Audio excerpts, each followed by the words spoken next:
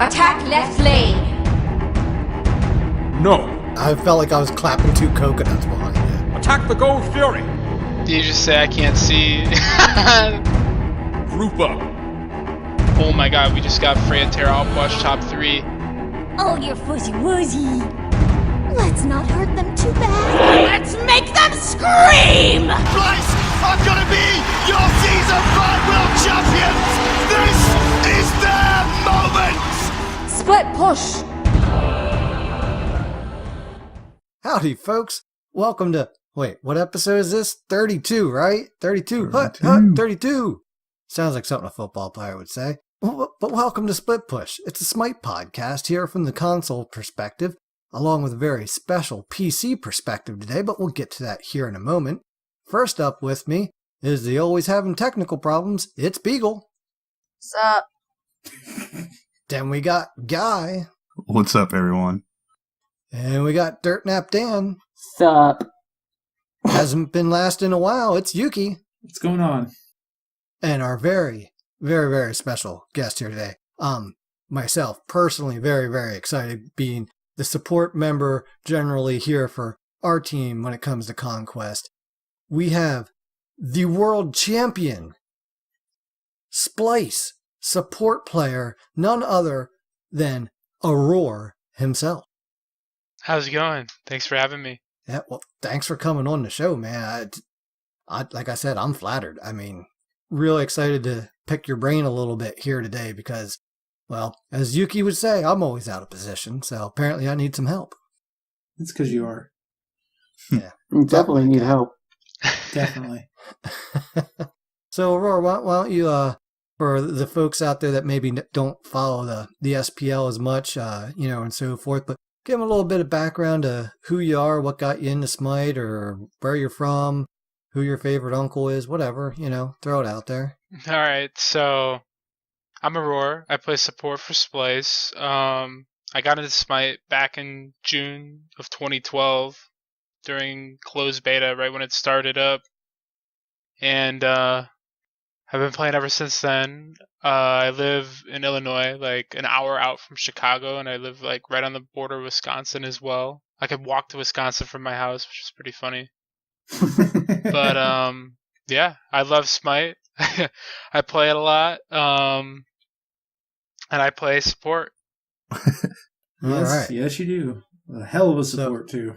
Yeah, I'll tell you, there was a lot of moments from this series, from all the various games that I was paying a lot of attention to it, cheering for you guys the whole way throughout, and a lot of good moments, a lot of surprise stuff going on too with spicy Fenrir pick there, but we'll get to that.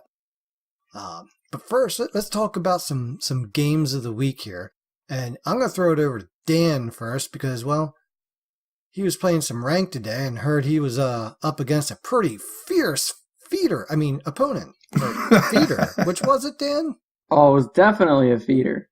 Definitely a feeder. I saw him losing his lane over there. Would you agree with that? I saw him losing his lane over there. I lost late game. I lost early game, but I came back strong. Who won the game? My Aries won the game. Who turtled? My Aries won. We turtled that defense, and they just filed in one by one and died over and over again, Dad, until we just marched down the field and won. I don't know what my team was doing, man. It was a rough life, but yeah, guy ended up winning the first game, and then he had a feeder on his team the second game. So a true that was feeder. Really disappointing. Truly just walking underneath the tower and sitting there and letting it kill her. Yeah, over and over again. Really disappointing. But anyway, I've been playing a bunch of ranked. I'm like a gold 4 in Conquest right now, but I'm about to rank up to probably around gold 1. I've only been playing for like 3 days, so I'm pretty happy about it. Been playing a lot of ranked actually, since not as many people have been on recently. Ranked Conquest has been going well. I mostly end up getting jungle, but there's always that game where you don't get the role you want. And play a couple as support. I won all those somehow, some way. I played one as solo, won that game too. It was fun. Not as fun as jungle though. I play mostly Erlong just because he's fairly I don't know. Like I feel like I can build tanky if I start getting behind, and I can still impact the game, which is cool. Whereas on an assassin, if you fall behind, you're just an assassin that fell behind. I had a couple good games. I think my favorite game was I went 22-2 and like 17 as Thanatos. The one game they weren't ready. I just came in, fragged out, and left. And I think another favorite game was I was playing Erlong, and I had a really good Agni in my mid lane. And he was versus Poseidon, and he got the first kill on him on the first wave. And I was like, oh shit, this guy's in trouble. So we ended up camping him just a little bit in the rudest way. He was 0-10 at 11 minutes. I can't say it was his fault, because he was just trying to get back to his lane, and me and Agni would show up out of nowhere and fucking... Like, Agni would ult stun him, and I would ult him as Erlong, and he would just be dead by then, and it was, yeah. And his jungler died on the first wave, too, so I was way ahead of him. He couldn't do anything about it. That was a fun game. I kind of felt bad for the Poseidon. Everyone after the game was like, report Poseidon, and I'm like, nah, dude, I just sat on him. Like, there's nothing he could have done. What did you want him to do? Stand under Phoenix, you know? Been playing a lot of Duel, too. I got my Uller a border finally, a Diamond 3 border. Feels good on that. Feels real good on that, actually. I just played a game before starting up here, and I played against a Ratatasker who was definitely squirrely. He was really squirrely. All he ever did was run away and then, like, wait, come back in, stun, 2, run away. It was really annoying. But, I ended up beating him. He didn't build any defense, which was a little weird, and his obvious downfall. But yeah, that's about it. I mean, I've just been playing ranked, grinding it up. Beagle, how have your games been? My games have been pretty good. We were playing a lot of Conquest, and I remember one of the games that me, you, and Guy played, and I was playing Neath Carry, you were Arachne Jungle, and Guy was Chunga solo. I went 15, 5, and 16 that game, and my support was insane. Like, he did good, but he was insane. He also went 15, 5, and 17. He beat me by 1 assist. Whatever. Because he ended up, at the end of his build, he went back and he sold some of his defense for damage items. Soul Reaver and Book of the Dead, baby. Yeah. And, oh my god, dude. He was destroying people. He was pretty good. He was crazy, though. Anytime he wanted to, like, go in, I was like, I don't know if we should do that. But he did it, and we killed them, and it was fun. That poor Chernobog was 4-15. It was so sad. I'm glad to hear you're beating up on a Chernobog.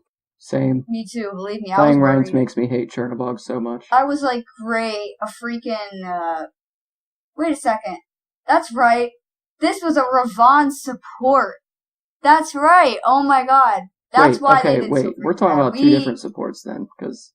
We destroyed him. Like, he just was not... No, okay. Enemy. Dude, you had that Ravon support yourself a while back, and he was good, though. Oh, yeah. But this one, he was not good. I murdered his face off. Like, I don't remember if it was it our Kukulkan that was like, was he being salty that game? Was he the one being salty? Or was that a different game? I don't know. I don't know. I don't remember. I just know that there was something that he did, and I don't remember if it was good or bad. I don't know. I can't use Smite Guru, though, because it's not working on my computer. So I'm looking through my games, my history. Well, no. I don't know. It's just not working. I'll tell you what. Then why don't you just go watch Supernatural? Damn. We'll talk to Aror about Damn. Wow, I have one more game. I still have a minute before it starts. Shut up. I was going to say, I'm proud. You're on deck, Aurora. Shut up. She's got one more game. Shut up. This is a good one because I played support. I got stuck playing support. And I played Kumba because he's like the only guardian I can kind of play well. And I was really proud of myself. I was really proud of myself because we actually won that game. And I mean, my honor was stupid, but we ended up winning that game, and I mean, nothing really amazing happened, but I felt freaking amazing because I played support, and we won. That never happened. I don't know. That Anhur got that sick triple when we all thought he was dead. Okay, I'll give him credit for that. I almost forgot about that. I will give him credit for that. At one point, I'm yelling at him to retreat. He's got no HP. He's got like 3 people on him, and he just kills them all. And I was like, okay. All right. Okay. I just said, okay. Maybe not retreat. Nice but job. Like, be careful. I was proud of him. I remember looking at him and thinking, he's dead. I'm not going that way. And then it's just like, oh, he took one with him. Holy shit, he killed 2. What the hell? He killed all 3. Okay. That works. Moments of glory. Yeah. We should have had him on the show just to talk about it. Oh, he definitely said, hold my beer there. So, Aror, how have your games been going this week? I know I've been stalking your streams a little bit, but they've been going pretty good. I mean, I've just been, you know me, I try to get all the rank 10s. I'm up to 70 diamonds now, so that's what I've been up to. Just trying to grind them out during the off season. I don't know if I'm gonna finish. I'm probably not gonna finish it this month. I'm gonna try to get up to at least like 75 before the end of the year, but we'll see. Well, maybe they'll have some more of those triple worshiper days this month. We'll see. Yeah, I think there's a 3-day period coming up. I think it's like the 17th to the 20th. I'm not 100% sure though. But yeah, I know they got all kinds of shit coming up. So yeah, no, and then been playing mainly just conquest and then a little bit of domination. I actually like domination a lot. It's a lot of fun, but it's a hell of a chaos. Yeah, I know. I have so many memories playing on the old map because that was the mode that I liked the most besides conquest, like back whenever it was first originally out. So it's just a lot of fun and a lot of good memories. Got a lot of it. nostalgia. Yeah, a lot of nostalgia for sure. So you guys basically all play conquest mainly then? It varies. I mean, I think we actually branch try to out make a them. lot. Yuki doesn't play anything. I haven't played all of them. Except for Elder Scrolls Online. We went from almost never playing Conquest, and more we're getting that way. I'm the worst about it because of 1 or 2 games where it's just some ridiculous shit, and I'm like, I gotta go play something else. Yeah, but I'm just like, Yuki's our resident Loki magnet. Oh my god, every game. Loki frustrates the hell out of him, which, granted, I get it. You know, especially when you're playing a character that can be deleted before you can do anything. It's a running joke that inevitably, if I play Conquest, there's going to be a Loki. Yeah, Loki's pretty annoying, especially if you just split pushing all game. Yep, and then I'm in solo lane, and then it's Loki solo, and I'm like, oh, this is going to go well. And it's just me for like the first 15 minutes. I'm so bored. He's just decoying the wave. And as soon as you get bored, you start doing stupid things. I know that's why I don't play duels anymore, because I'm like, this is so boring. I'm just going to do stupid stuff to try. Go big or go home. All right, I'm going home. Done. And it's not even like doing stupid shit. It's there's no way for me really to get ahead, you know, to win the lane necessarily and move out a little sooner than he would like me to be out of that lane. And if I leave the lane, I know the tower's going down. Yep. So it just puts you in a dumb spot. Speaking of Lokis, one of the games I wanted to talk about is playing one of my favorite supports, and that's Kumbhakarna. And it was the 4 of us minus Yuki, so we had a random over in solo lane. And that was a Cullen. And he was going up against a multi-star Loki. I know we play this guy a fair amount, and he's pretty good at it. Dread Assassin with 2 Ds and no A. Not Dread Assassin. Yes, it was. No, I'm looking at the game right now. What? It's Rival Elix. Oh, yeah, he's the other guy. one. Yeah, and he's pretty good. So we're in this game, and for the first part of the game, Kukulkan's holding his own over there. I know Loki he's can't probably kill him. bored as shit. Because Kukulkan can't kill him yet. lane. I mean, Loki can't kill him yet. That's why. Yeah, and but he was keeping Loki over there too, which was the important part. So the rest of us were playing, but then mid game happened, and Loki started getting a little more free, and the frustration started to roll a little bit, especially for squishy guy there in our mid lane playing a little soul. And, but I went 1-0-20 in this game. And I was just one of those games where I'm like, guys, just forget about the Loki. But he's going to take it. I don't care. He's going to take that tower. We're going to take these two. All right, but he's going to take the tier 2 tower. All right, but we're going to go take the Phoenix then. And it was just, one of those games where, every now and then you just kind of grab the team by the scruff of their neck and drag them along with you. And before you know, I'm like, if we all work together and he's working alone, we're going to win. We pulled the win out. And even though I didn't die, I did still get to use my passive once. So I was happy about that. You're welcome. I saved your life. Yes, you did. that was a very good one there. I had another game. This was just a regular joust since Dan's too high level for me to play ranked with. But I got my boy Ra out since I picked up that Eldritch skin out of the Fantasy Point Show? Yeah. Yes, that's what I was thinking about. Thank you, Roy. So broke out my my Ra, and who were we playing? We were playing Hercules, a Muzen Cobb, and who was the last god out? Still Hera, right? Mm-hmm.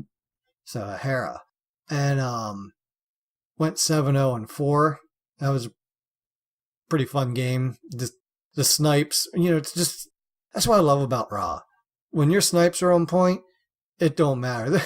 There was one moment I was going for something on AMC or Hercules. I'm lining up this snipe, and to me, when I play Ra and snipes, I'm always looking for secondary targets too. So I kind of like, I'm just going to make sure I get the minion wave with this too, because they were kind of lining up. And I missed the Hercules. I killed the minions. And there at the back of the wave was Hera still, just standing there. Whop! Took her down to 5% health, and she's like shit running for the hills. It was just one of those games where poor Hera, she was just never in the right spot at the right time. She was always in the back end of it, getting collateral damage with the snipes. That was a lot of fun. Game I probably had the most fun with this week though was an arena match. Every now and then when I'm playing an arena, I feel a little spooty. I'll play Hades. Hades is getting buffed, I think they said on Twitter or something. Yes, yeah, he's getting some extra protections when he's in his ult. I'm excited to see exactly what that is here coming up tomorrow for us, last Friday for y'all listening. But I had a Ganesh on my team. And it was the first time I'm between the enemy, there are 2 pillars, I'm over, I kind of come in, and the Ganesh ult pops up between me and the enemies. And there's that line, I'm just like, oh. Triangle. Yeah, come here, guys. Come here. I'm going to drag you slowly across that line in my ult. And it, picked up a triple kill right off the bat. I ended up 15-6 and 13 that game. There was a couple times where we just got those 2 ults lined up, and it was, there's the wombo combo I was talking about a few weeks ago. That was a lot of fun. That combo is amazing. I'm thinking back this year in an SPL game, I think it was against CLG, we were actually running that. Divios was playing Hades and I was playing Ganesh, but we completely messed the combo up and we lost the game off it. But yeah, it's really good when it works and it's really bad when it doesn't work. Yeah, that's Hades. Hades. It was tricky. We didn't hit it a few times. There was a few times where it was just off kilter or you threw it too early. I'm like, oh man, you kind of got to wait for me to get somebody and then plop it down. It works a little better that way. But yeah, it was a lot of fun. Played some Hachiman. Got the new skin there with the Odyssey. Really like the skin. I really like Hachiman. I generally do pretty damn well with him. So I had some fun with that. Last thing I just want to throw out there is I've been playing a lot of the same Guardians in the support role. I've been getting bored with it. I'm not going to get bored playing Kumba, but some of the other ones, yeah. So I thought the other day, you know what? I'll play Ares support.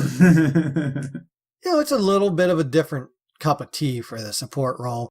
Oh my God, did I have fun. I mean, we were up against, we were laying in against Jingwei and Bacchus. So, Beagle was Chiron and I'm Ares, and I'm like, oh, yeah.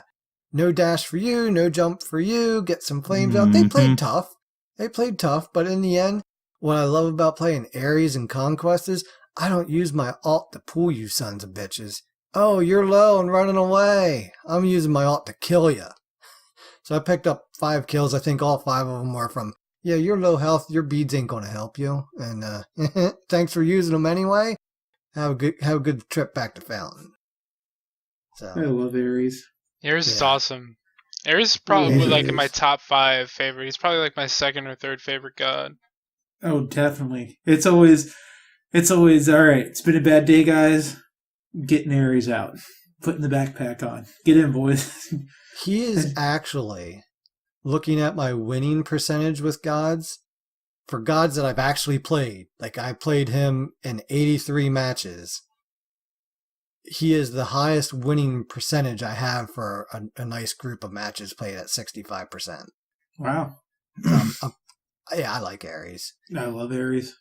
Yep. When I get stuck in support, it's Ares time. And I always say, I'm like, I ain't no support. I'm the second carry. Get the fuck out of my way. I'm killing them. That's I'm what I love gonna about triple Ares. carry Ares them, can plant just, them, and burn them. yeah, because you can stick on someone for so long as Ares. You just, I mean, like, you are not participating in this fight. Goodbye, sir. Please start walking towards your fountain. Almost 2 seconds later, reapply. Almost 2 seconds later, reapply. Probably pretty easy to hit people on console too, right? With the chains, with how the movement is? Or is it... Well, I guess it's the same thing. You have to aim it, so I guess it could be hard in that sense.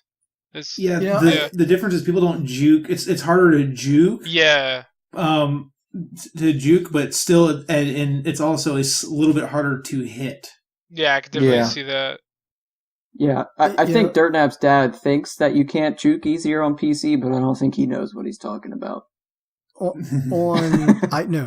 Strafing on PC is a lot easier, I think. That strafe juke, but on console you got the wiggle juke, so it's a little bit more fluid.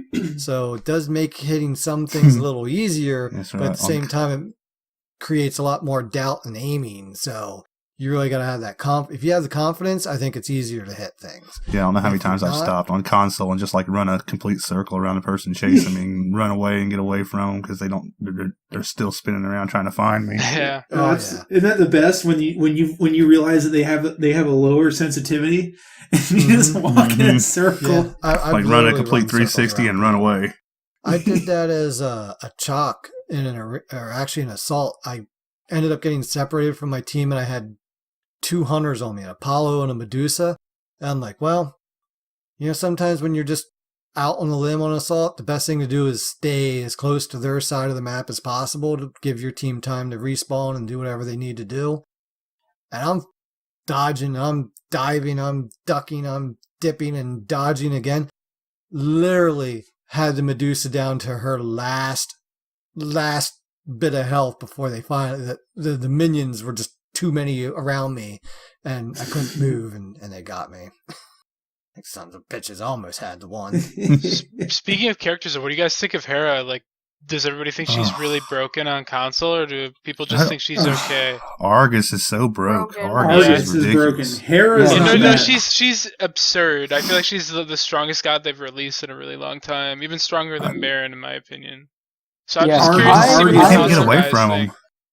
The other day, I was playing, I think it was a Conquest, and this Hera had Dynasty Plate Helm, Breastplate, and Voidstone and boots. That's it. And her abilities were hitting for 500 each, and then Argus chased me through the jungle for like an hour and a half. Like, what am I supposed to do to deal with this? I turn around and kill Argus. He hits fucking like a truck, and he doesn't die anymore. So I'm like, okay, well, I guess I just run away and wait for the ticks to kill me. Yeah. Honestly, Hera's kit got a little overtuned. Oh, go ahead, Yuki. Her kit got a little overtuned, but I definitely think that right now Argus, like, we were sitting there playing, like, right after she got the buffs, and I'm like, this fucking Argus won't get off of me. I can't do that. They're like, just attack it. I'm like, I just ulted it. Like, I'm Thoth, and I ulted the freaking Argus, and it's still running at me. I'm like, this is stupid. I was playing a Joust, and Argus 1v1'd me. I was Huyi, and Argus 1v1'd me. Like, swear to God, she just dropped it on me and walked away. And I'm shooting it the whole time with Xe and like Crusher, and this thing just fucking 1v1 me. And I'm like, okay, so what am I supposed to do? And I actually think her release numbers were the right numbers. Yeah, no, she was definitely fine when she got released. I think, yeah. People just didn't understand how to play her all the way. I guess people were saying her damage was a little low, which maybe it was. I didn't play her or play against her much because I was playing a lot of ranked then, because that's like that area was like right before Worlds, so I didn't get much time or reps against her. But since I've gotten back, I've played against her a ton, and she just seems insane. So yeah, her numbers were definitely low because when she first got released, we would just laugh and just basically would ignore a hero. Like, we would pretend she wasn't even there. Well, the things you got to think about as well is, like, if you use the shield really well, it's really hard to poke her at any point, like, especially if you're in lane. So she's going to win the lane matchup just because of that. Her wave clear is solid. Oh, yeah. And people would complain about her polymorph, though. Oh, it takes so long to wind up. I'm like, that makes it easier to hit. Well, I'm like, seriously. Oh, you juked. I'm still looking at you. Yeah, I can move with this bitch. The ability is, I guess you can make the argument that it's hard to hit, but it's not the hardest ability in the game, and it also has no DR, and at max rank it's a 2-second polymorph. So just CC chaining people. You have a knock-up off your ult, and then you also have a 2-second polymorph. That isn't affected by CCR or DRs at all, so... Yeah, like she's so definitely really good. She has a lot of like support that a lot of people overlooked, I feel like, when they first released her. Yeah, I was playing a ranked game today, and I was in the voice chat, and I think it was like a 4v5 in mid. We had the 5v4 in mid, and Hera calls in Argus, and like all of us are now like half HP and losing the fight, and the one guy just goes, "Oh. So that's why everyone's banning Hera right now." Yeah, you probably should have done that. That's pretty funny. Yeah. I've wanted to play her in some of the duels that I played, and it's like, nope, banned. Damn it. Yeah. Like, oh, yeah. Some of the people in duel, it's literally like a 2v1 all the time. Oh, yeah. Yeah. I do 100% back the slow on the polymorph. Yeah, I'll give that. But they took her damage, which I think was actually right where it needed to be, and added that buff into it. I just think, like you said, Aurora, I mean, people just hadn't quite figured her out yet. I always wait to play gods until they kind of settle in and get their tweaks and whatnot. First time I played her, I led damage on the team by, like, I was triple everybody. I'm like, I don't normally play these kinds of gods. How did I take a god I never played before and just tripled all y'all's damage? I'm not top damage Dan. I'm out of position Dirtnap's feeder. That's funny. Yeah, a character that kind of reminds me of Hera is like Erlang. When Erlang first got released, everybody thought he wasn't that great. No one thought he was terrible, but that was like back in 2016. And I remember I thought he was the most absurd character they've released in a long time too back then, because he had a CC ability that was a root and a cripple that was ranged. You didn't have to be in melee range to use it, and it was almost instant. So yeah, I'm sure back then with like not as many things being out like that was pretty immense. Yeah, I mean the doggo was underestimated too. Yeah, the new dog was insane though. The one that they had, the 2%, that was the most broken thing ever he's ever had passively. Like, you saw at Worlds, Deathwalker literally walked into two of them and killed one of them 1v2, and he almost killed both of them. It was actually close. Yeah. So I remember that. That was like, damn. Yeah. He basically did it both like games. He was playing against noobs almost. Yeah, it's just Erlang. Like, that's what Erlang does. It's insane. Yeah, I remember when he first got that change, Yuki would go into the solo lane, and Erlang at level 1 would just run him down through his tower and kill him, like, instantly, before he could even really react. Like, that's just how hard he hit with the extra percentage damage. Like, they would go out to lane, clash at the wave, and Yuki would be dead. And I'm like, what happened? And he's like, I don't know. Well, hey, before we stray too far off the path here, Yuki, do you even have any games this week you wanted to talk about? Because we're not talking about ESO. So I was running Malukaj this week. I got my DPS number down on my mage up from 15k to 21k. Looking to change the build up. That's a 50 DKP minus for not playing the right fucking game. Hey, I warned y'all. It's break season. Worlds is over. Yep. How about you, Guy? I've been playing a lot of ranked games. I got my Opwash. I'm usually don't like to brag much, but my Opwash is number 7 on PS4. Nice. So, Number 7 feeder. Number 7. That's right, baby. So that's about it. I mean, just trying to grind up ranked conquest. Yeah. And speaking of Guy feeding, I did see that meme pop up in the Discord. Oh yeah, my son. That's pretty funny. Yeah, Herg. I can't roll my R in the middle of that. Herg. I thought about it and then I couldn't do it. But I thought that was a good meme. I appreciate that. That was a good meme. That was Yuri's really fault funny. No too, by ground the in way. him for that one. Yuri told me to pick Thoth in stream. He's like, pick Thoth, play Thoth. You never play Thoth. Well, okay, here's why. and 10 later. I like Toth. Oh my goodness. I have not played him much, but whenever I play him, I have so much fun with him. Well, maybe I'm just spoiled to Opwash damage. Maybe that's what it is. Thoth also, you have to aim your abilities. Yeah. Opwash, it's more of a, this general area will now die. That's right. All right. Well, let's go ahead here and move on into Aror. So, how did Worlds go for you, man?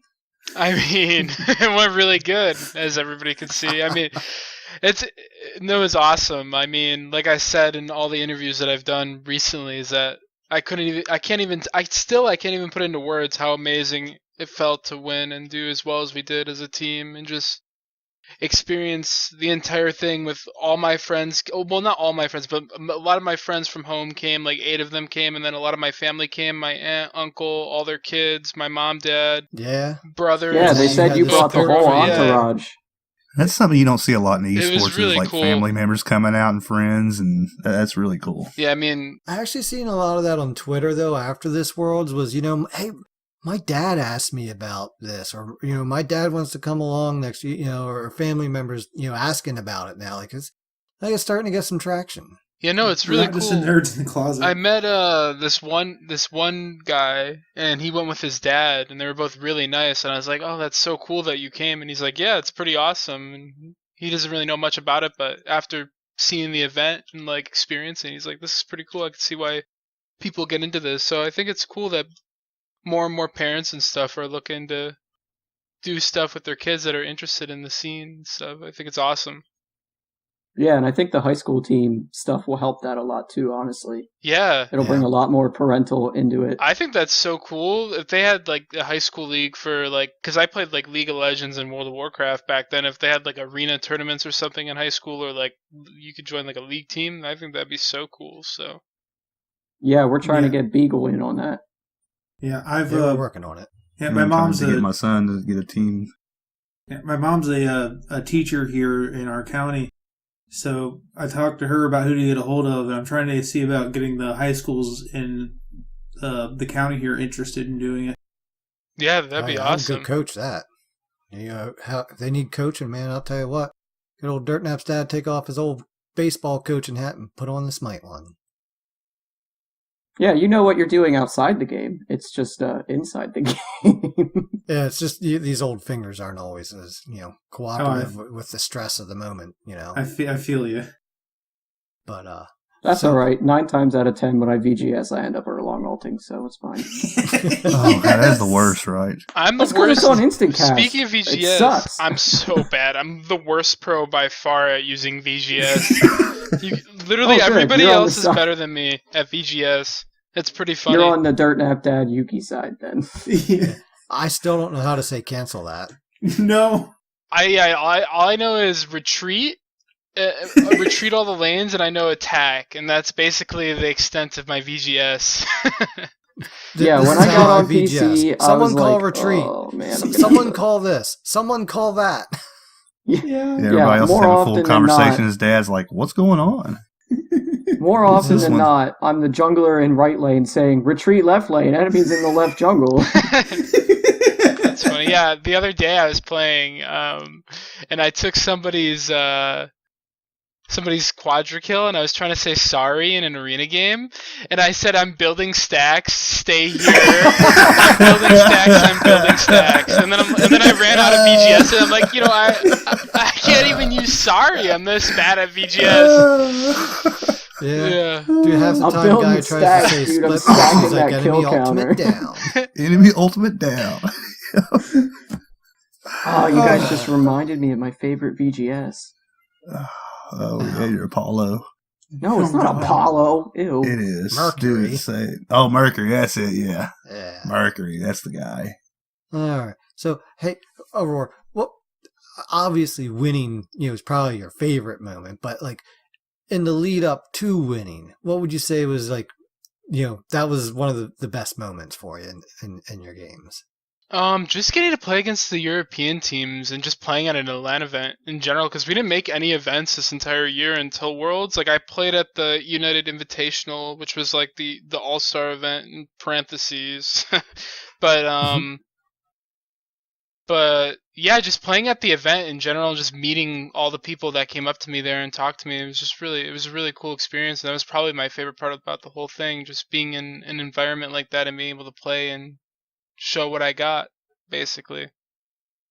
Hell yeah. I asked Kabam this last week, how did it feel beating 3 European teams? I mean, supposedly, if you listen to everybody, EU's way better than NA. But you guys beat 3 EU teams to win the World Championship. Yeah, no, that felt really good. Honestly, I feel like we played against the best teams there, other than United, and I feel like United would have had a better tournament. Big credit to Trifecta. Like I said before the event, if you watch any of my interviews or any of my predictions, I said that Trifecta was looking really good, and I actually thought they had a really good shot at making it to Worlds. Like I was surprised that SSG made it, honestly. But they had a pretty easy path because Trifecta ended up losing to Insignum, and then they had to beat Insignum with a sub to make it to Worlds, basically, as their only set win to make it. So SSG would have maybe not even made it if Insignum didn't beat Trifecta, because Trifecta would have played them in that spot, and I think Trifecta would have taken them down. But no, yeah, Trifecta looked really good. And then speaking of SSG though too, I thought they played really well against Dig. Like Annenster played his best his best set of Smite the entire year, in my opinion, against Dig. He looked really good. And that entire team just looked like they were kind of more on the same page than usual. So it was pretty cool to see that. But no, I thought that we played against Rival, Obey, and Dig are like the three of the best teams in the entire world. So it was cool that we got to play against all of them. And when I go to an event, I always want to play against teams from other regions because you play against the NA teams all year basically. So being able to experience and play against other regions and stuff like that is just a lot more fun and a lot more enjoyable. So I was pretty happy that we got to play against 3 European teams. Yeah, I definitely felt you guys had like the tougher bracket to go through. Yeah. Like even Dig, like a lot of people said like Dig played so bad they choked or whatever. Those games were not easy to win, honestly, playing against them. They like all the games went really long. Even the first game where we had a really big lead against them, it was hard to close out. And then the second game, we almost lost that game. Because they wiped us at fire, but I was able to hold it. You remember that base defense? I feel like even if I died, I don't think they would have ended it, to be honest. It was people were coming up, but that was pretty cool too. I watched that back. I think Finch did an amazing job, by the way. Shout outs to him for casting the event. Like he did so well, I feel like. He had some of my favorite performances just watching the games back. And all the casters did a really good job, though, too. But I feel like Finch has improved so much since the beginning of the year. Yeah, we need to get him on the show. Guy, get on that. Yeah, actually, I've talked to him a few times. He's a pretty busy guy.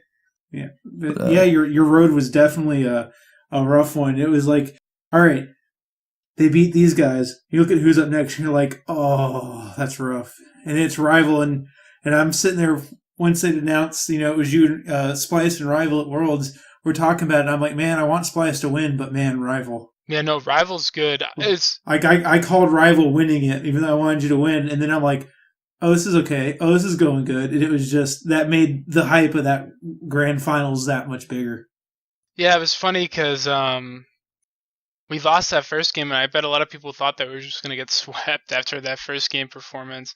But honestly, going back to that first game, we were fine, even though we were down a lot. Like the second game too, like I'll talk about it after this game, but we were completely fine until me and Sino walked into Oracles and we tried to fight them, and Sino didn't have his beads up, and we just both got air assaulted. They killed both of us. They got Gold Fury, and then they got Pyro, and they just had they turned the 3K lead they had into an 8K lead, and that was basically like the nail in the coffin for that first game.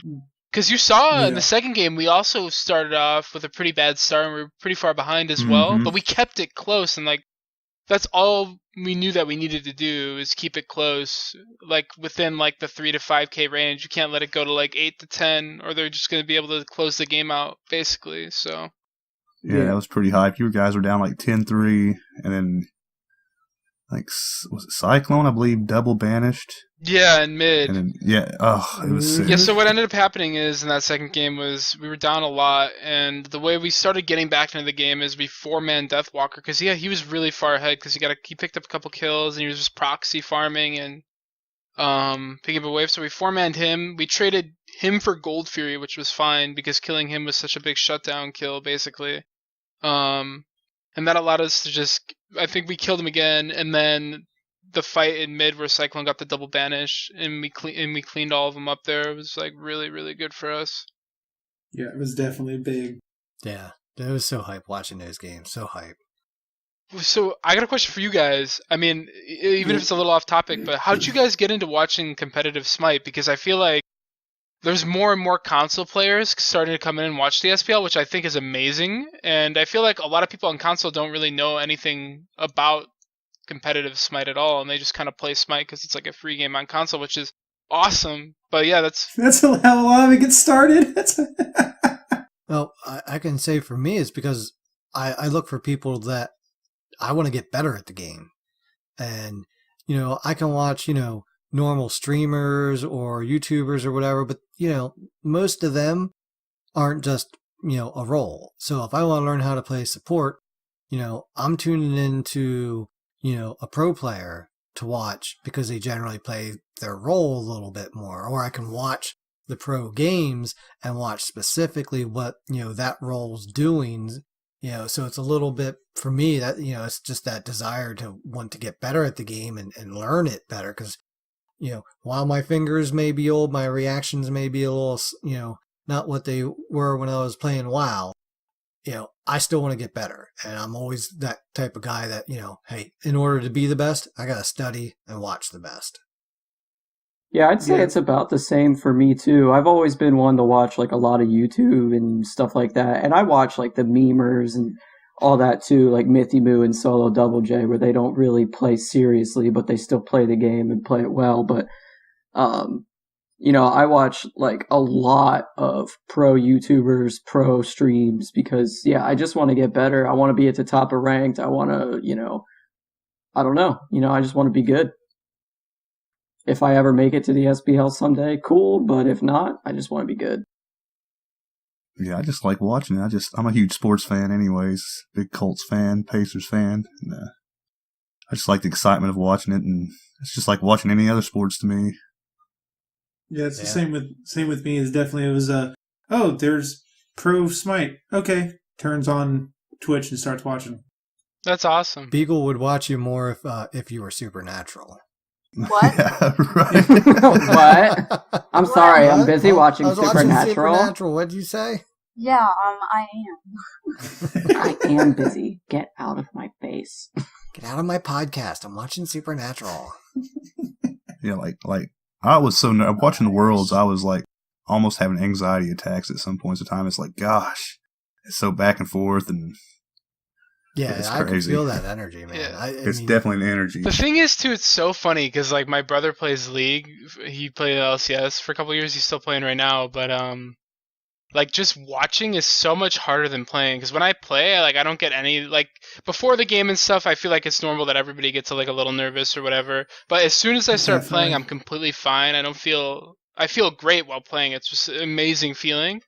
But watching it is so much harder than being in the game and playing. Like I know how it is, so I could only imagine how some of those games were to watch. Like especially the finals, going to 5 games was probably awesome.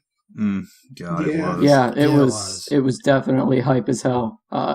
Getting that 5th game and having such a tight competition, because there was such good competition in the past 4 games. I was like, oh my god, like I really hope Splyce wins. I've had my I've been on their side the whole way up, and now it's game 5. Here it is. It's do or die, and like it was really cool to watch and really intense. So, Aror, what was your perspective of Game 5's draft? Okay, so we went into it, but like if we get Freya, we're in a really good spot. If they ban Freya, we're probably gonna take Terra early, because we thought Terra was really strong in the previous game. And we also wanted to get Divios one of his more priority gods, because Kumba was kind of lower down on the list to where he was playing, and that's what we played in Game 4. As you saw, like later on, we couldn't really do much in the late game because he was on Kumba. So we're like, yeah, they're probably gonna ban Freya, but in our surprise, they didn't ban Freya. I forgot what they banned, but we first picked it, and then we're like, yeah, they're probably gonna take Terra, and then they didn't take Terra either. And we're like, oh my god, they didn't take Terra. They banned Nasia. That's what they banned, because they picked a Game 4, they beat us with a Game 4, and then they were afraid that we would first pick it in Game 5, basically. They picked Rage. I know Raging was one of the first 2 picks. I have to go. And was it Chablanc? Was Chablanque the first or one of the first 2, or was he the third? It definitely could have been X-Ball.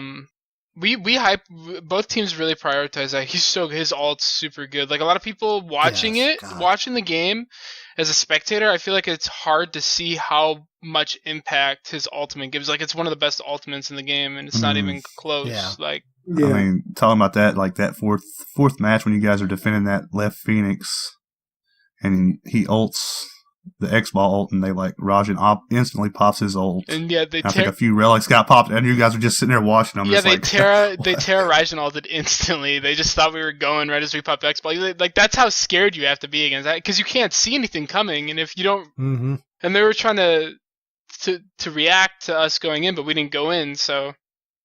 Yeah, that was great. Yeah, that was probably one of my favorite plays. That was just pop pure the conditioning X-Ball, right stand there. still, and giggle. Yeah. He's got there one needs of to be like a video with a high res troll face on that one. Yeah. He's got one of like I'd say 3 or 4 abilities that you just nothing counters it. There's no counter to it. You can't beads and see.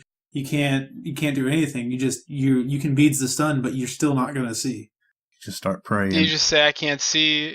That's everybody's favorite words to say when they get X-Ball ulted. I can't see anything. We'll be 5-man in, and an X-Ball will ult us, and all in unison, I can't see. Yeah. I'll be like, oh, look, X-Ball down. Oh, yeah, I love those people. Enemy ultimate down. Oh, yeah, no shit. Or like when Nuwa ults and we all get hit, and they're like, enemy ultimate down. And I'm like, oh, really? I had no fucking clue. Yep. So back to the 5th round draft, you guys got Opwash and Fenrir also. Yeah, no, we went. I'm trying to remember. I'm gonna pull it up right now because I want to see what we picked exactly, and it'll jog my memory a little bit more. I know your last 2 was Fenrir and Mercury. Mm-hmm. Yeah, last pick Mercury. Like we didn't play it the entire tournament. To be fair, for what's it called? I'm pulling it up right now. Yeah, dude. Let me see. I love that because in the end, I mean the final call to winning Game 5, to me, was that, Mercury ult from mid lane into left lane's Phoenix, and it was just like, there it was. It was like, yeah, he's still in mid lane, and no, boom, there it is, and it was just like, yep, there's game. Yeah. So we picked Freya first. They banned. They banned Geb, Nasia, and we banned Ares Erlang because we didn't want to give Deathwalker Erlang at all the entire set, and that's why we picked it the first game as well, because he's just so good on that character. And then we ended up banning the Ares the rest of the set after. I feel like we could have probably played against it. The Ares pick is really, really strong, don't get me wrong, but I feel like if we didn't lose the first game in the fashion that we did, we probably would have played against it more. But I think it was smart that we banned it. It was definitely was, because Collis and Deathwalker are both really good at it. But yeah, we picked Freya, and then Terra Alpwash, they picked Artio Shablanque. So that's what they picked, the Artio. I think they picked it to try to take it away from me as well, super early on, because Collis didn't really play Artio the entire year. So that was the other surprising thing. We were super surprised that he was starting to opt to play Artio in the final set against us. But no, we got Terra Alpwash, and you're like, oh my god, we just got Freya Terra Alpwash top 3. Well, none of us said that, but I'm pretty sure we were all thinking that. We're like, we were all pretty happy, and we knew what we wanted to pick exactly. Like, we just locked it in, like, no comms between us, really. We were like, yeah, do we want this? And everybody's like, yeah, we want that. Everybody's drooling. Yeah, they banned Achilles Humbots. I don't know why they banned the Humbots. I think it was a pretty popular pick in Europe, like in Scrim, so I'm pretty sure that's why they banned it. But to be fair on their part, we didn't play Merc. The last time we played Merc was against United, and the last week at SPL, or the second to last week at SPL, I'm pretty sure. So Sino didn't really play it that much, and he didn't play it the entire tournament, and we just never really prioritized it at all. And Sino knew he could play it. We just prioritized other picks a little higher than it, basically. So it worked out really well for us. And then they banned junglers instead of support, so I was able to pick Fenrir as well, which was good with Freya, because then you aren't stuck with 4 magic. But 4 magic isn't bad at all. We've ran 4 magic so many times this year. But no, we were very happy with the draft. We were surprised that we got Terra, basically. We thought they were going to take Terra for sure. Because as soon as we took Freya, we were surprised that they picked X-Ball, because we don't really play Freya mid, and we never really have. So they could have probably waited to pick the X-Ball and pick something else there, like the Terra, possibly.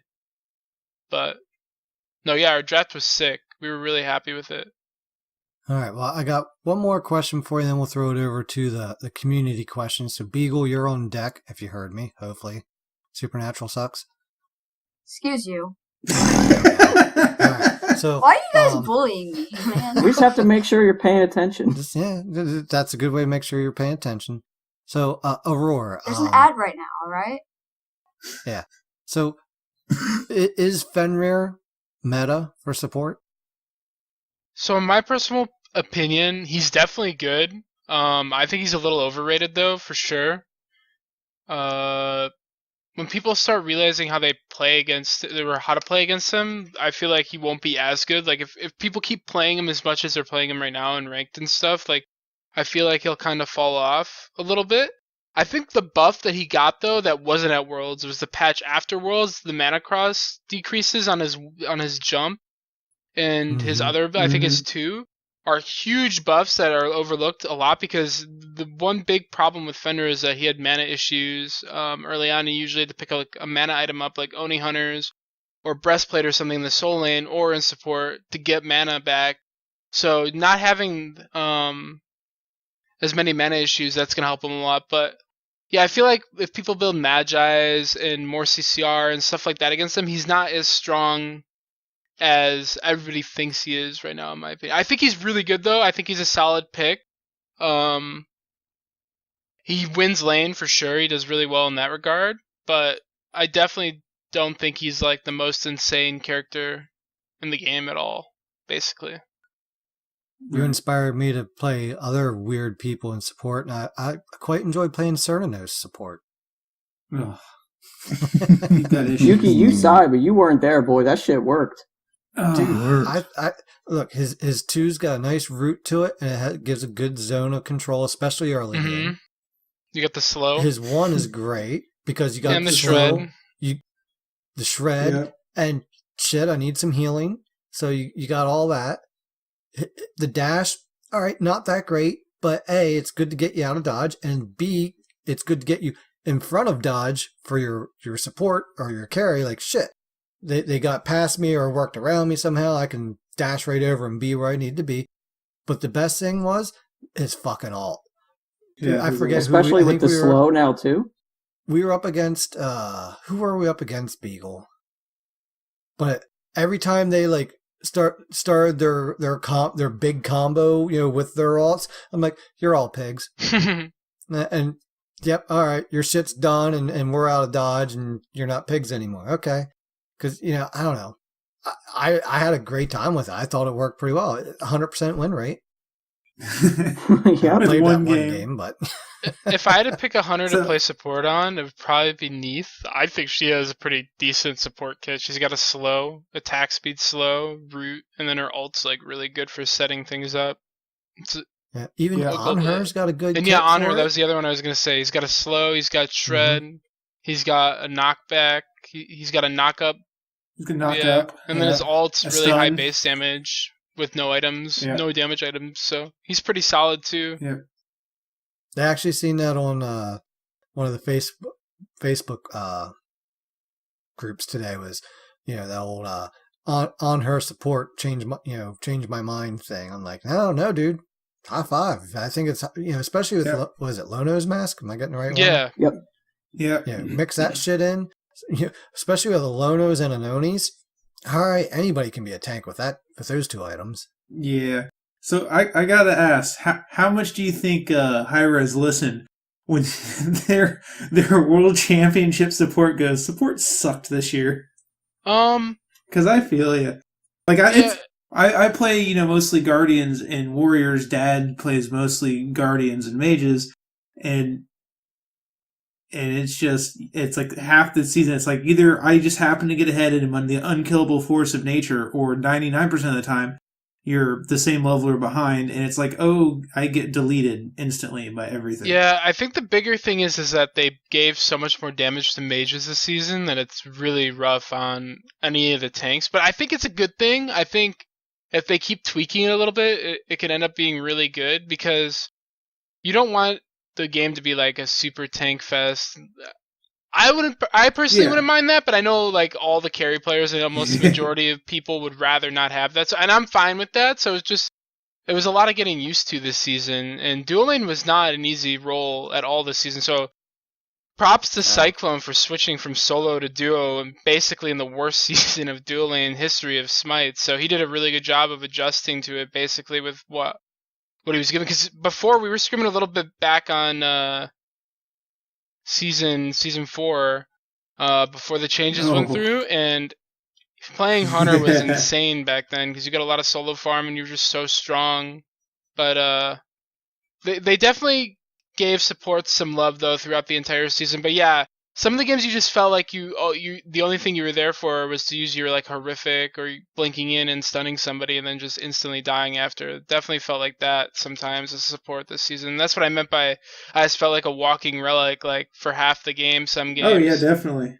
So And like I'm okay with I agree. A tanky meta usually is really boring and obnoxious and frustrating, but I don't know. Maybe we'll see some tweaks coming in for specifically for Guardians, or that just help them, like, even if it's just stay on level, like not being 2 levels behind everybody else when you won your lane in dual lane. Yeah, there's been times where like we're doing good in our lane. And I look over at mid, jungle, and solo, and I'm like 3 levels behind. I'm like, dude, we won our lane.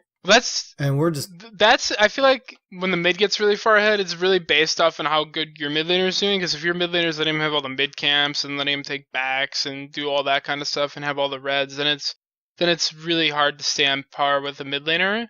So it's really important that your team is doing well as well. Like for dual lane, like I always say, like I don't know, on stream I always say, mid lane wins dual lane most games, and jungle wins dual lane most games. Because if you rotate the duo when the other duo has pressure, the dual lane is gonna die because you're just so much stronger than them earlier on because you have your ult a lot sooner and you just have levels, and you could basically put them really far behind and give the other dual lane the advantage, even though they were the ones getting pushed in and getting pressured on. So it's really important that your mid has pressure if you want to pressure dual lane, basically.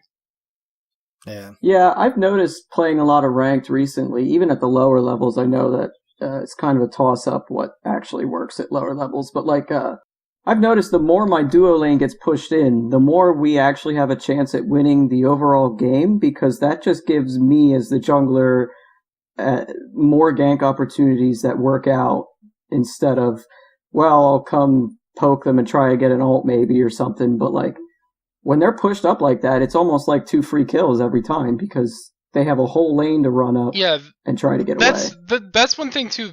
I'm glad you brought this up about, since you said you're a jungler and you do that.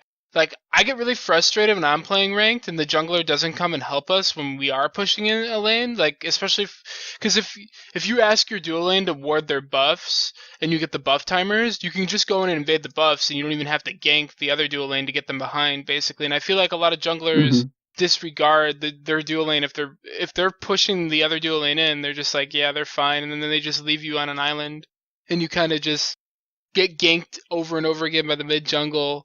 And then you're put into a really bad spot, and then your mid and jungler are like, you can't push up like that. But then you're like, you didn't help us, though, at all, even though we've lived for, like, a very long time. Like, it's fine to get mad at the duo lane if they instantly die to a gank. But if they run down, like, the entire lane, and then they get them to, like, half health as well, and the jungler isn't there to help them, it always makes me super frustrated, like, that the jungler just feels like... Since the lane's pushed, they can't really do anything to help it, basically. Yeah, I feel like that was what makes me such a good jungler. I not to toot my own horn or anything, I'm okay, but like, I still go help every lane, but I will focus more on the ones that need it. But like, if unless they're pushed up and they're pushed under tower, damn right, I'm going to go steal their purple and see if their red's up, and like, you know, I'm not just going to like let them go. Yeah. So anyway, Beagle, who's our first community question here from?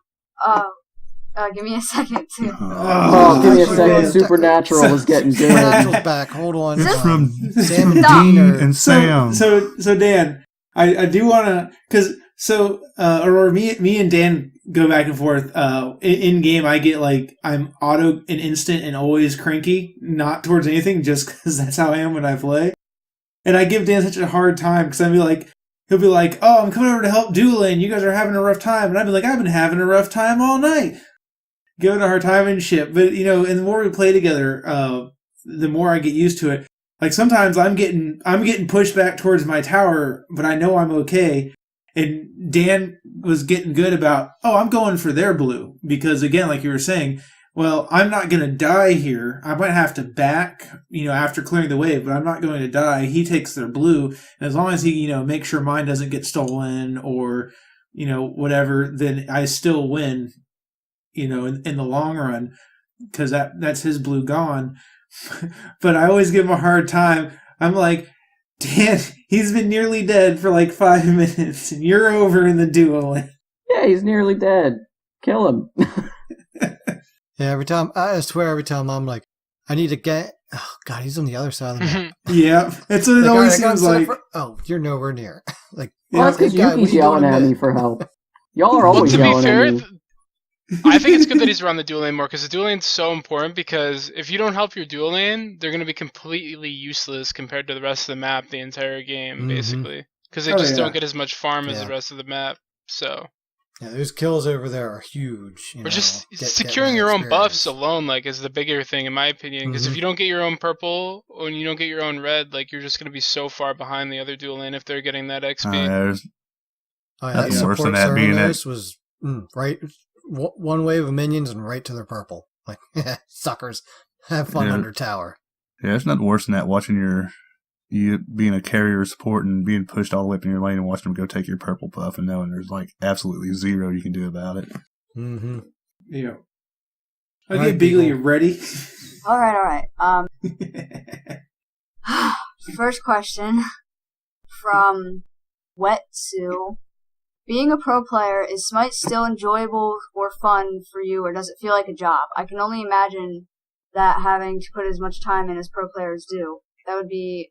that it would get old after a while. So for me, I feel like I'm pretty lucky because I feel like for some players it's like that, but for me, I still love the game so much. Like Like, even since we've won, like, everybody's like, go take a break. I've still been playing a lot just because I enjoy it so much. Like, it's what I do for fun as well. I compete for fun, but I also like just playing for fun and grinding worshippers and just playing conquest, domination, just grinding the game still. So, I mean, I'm lucky. Like, everybody always laughs at me, like, man, you love Smite way too much, but I'm like, it's not a bad thing.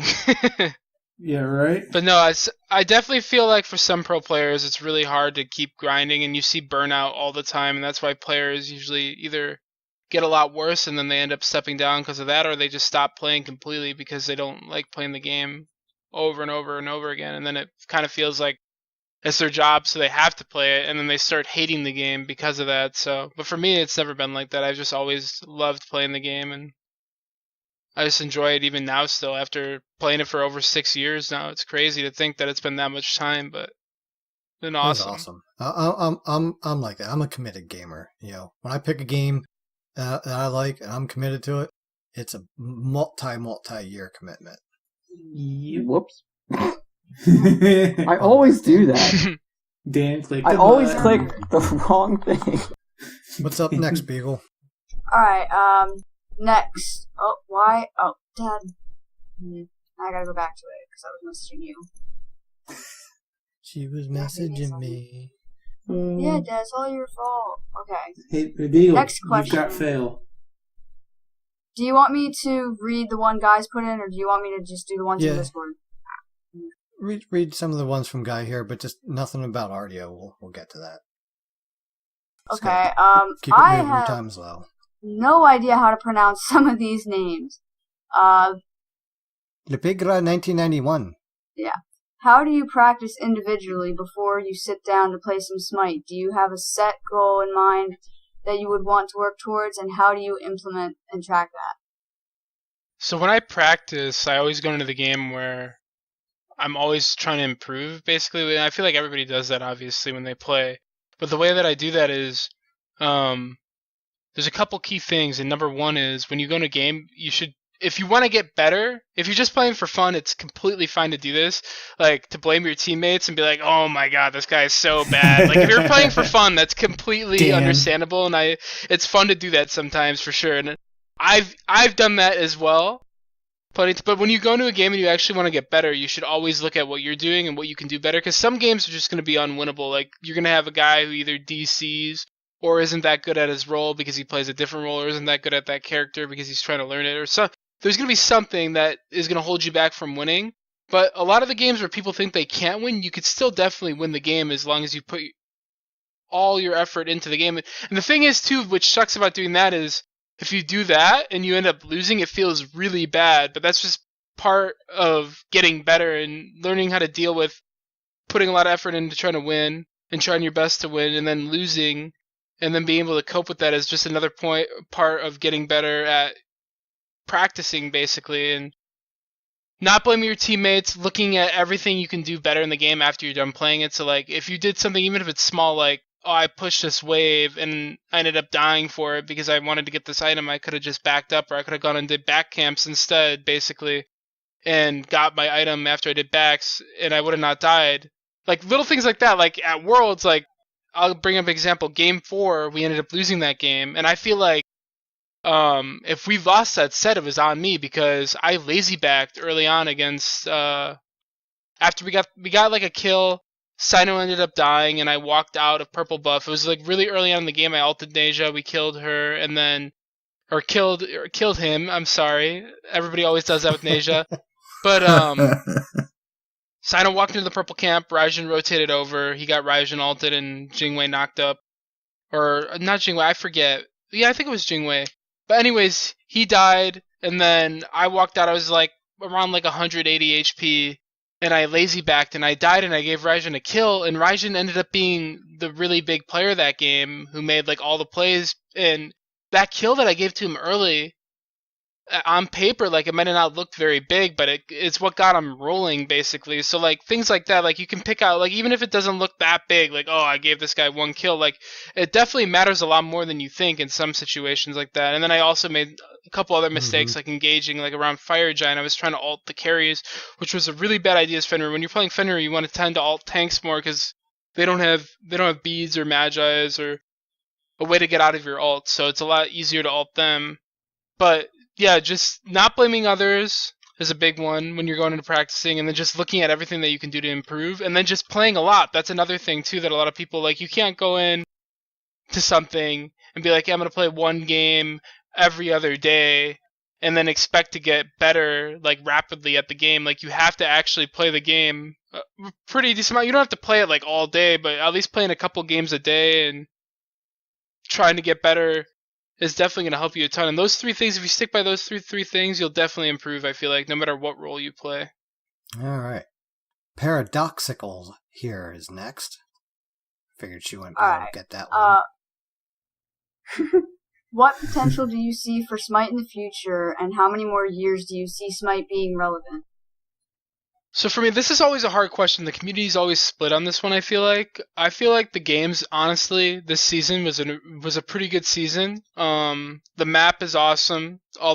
Graphically, the game looks really cool, and I feel like that'll help attract a lot of new players.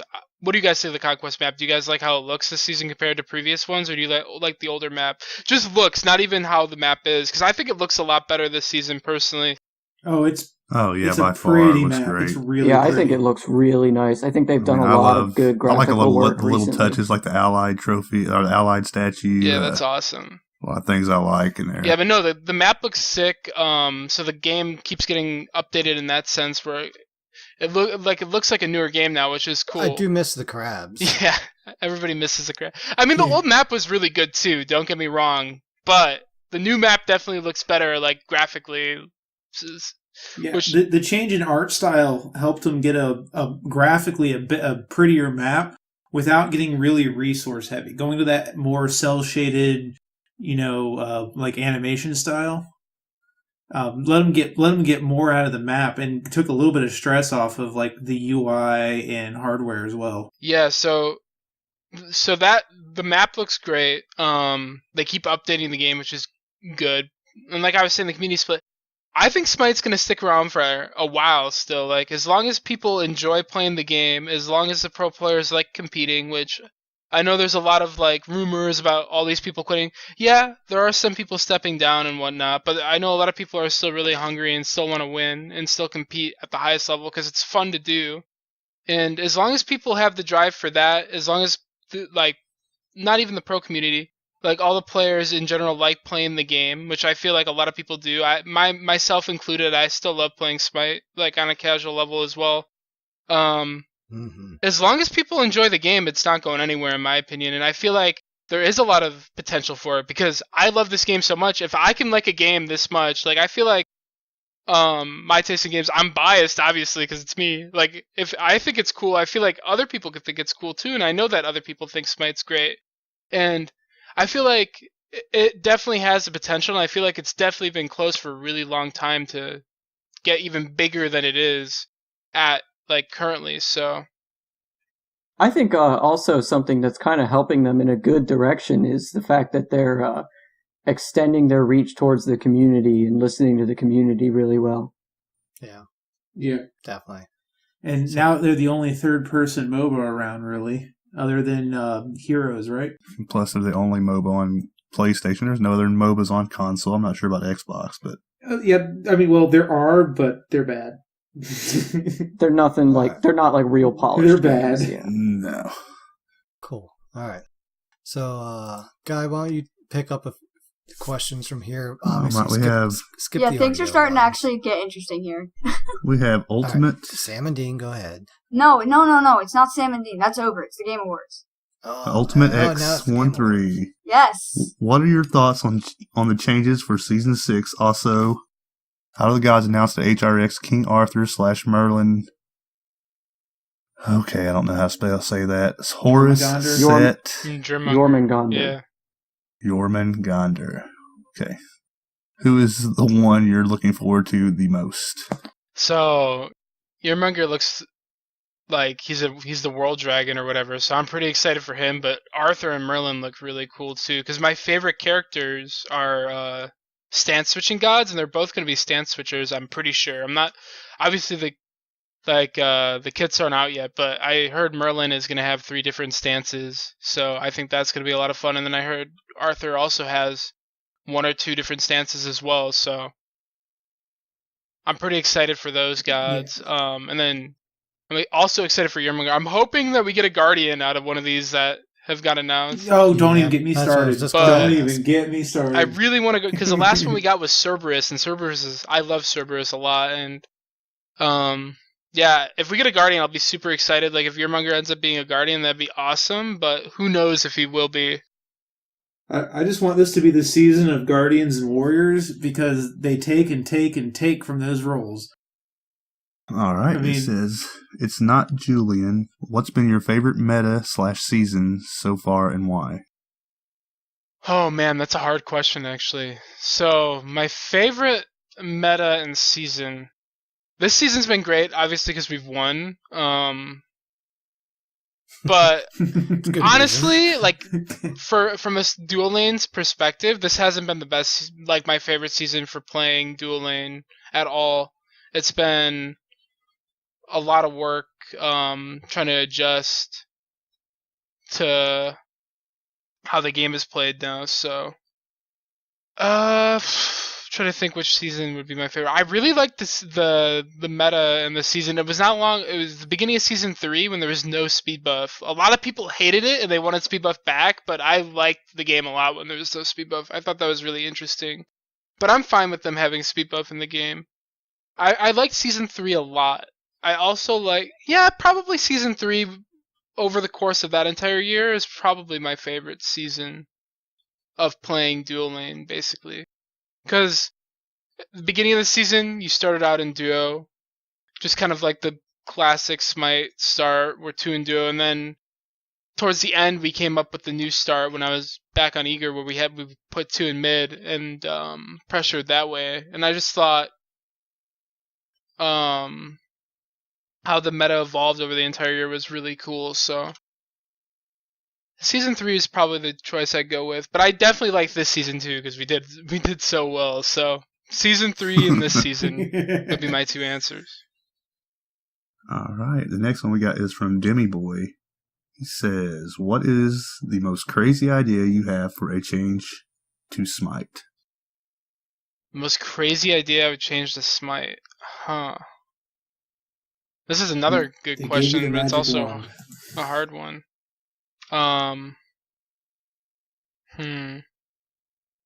Is that your final answer?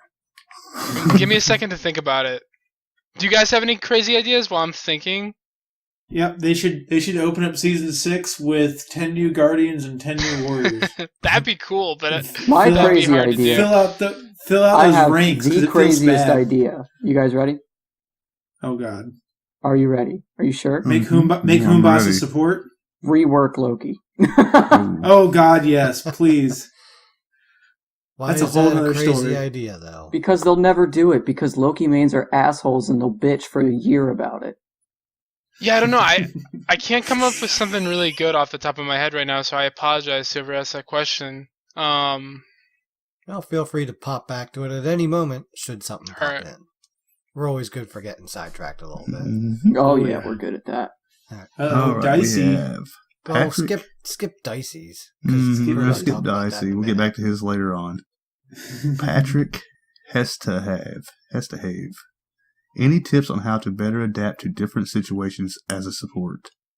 Yeah, so sometimes it's hard to adapt to certain situations because, especially this season, because for me, I was not used to the damage coming out from like the mages and the junglers and the hunters. Like everybody was doing like this is crazy damage. So,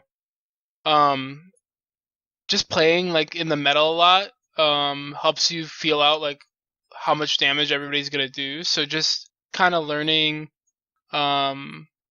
people's damage outputs and stuff like that, and what certain characters can do can help like adapt to certain scenarios a lot easier. I've Very found careful rotating the mid. around. Yeah, especially if the mid laner's 5 and you're like level 3, and especially if they're like Agni or something and they just double bomb, flame Oh. wave you, and you're just gone.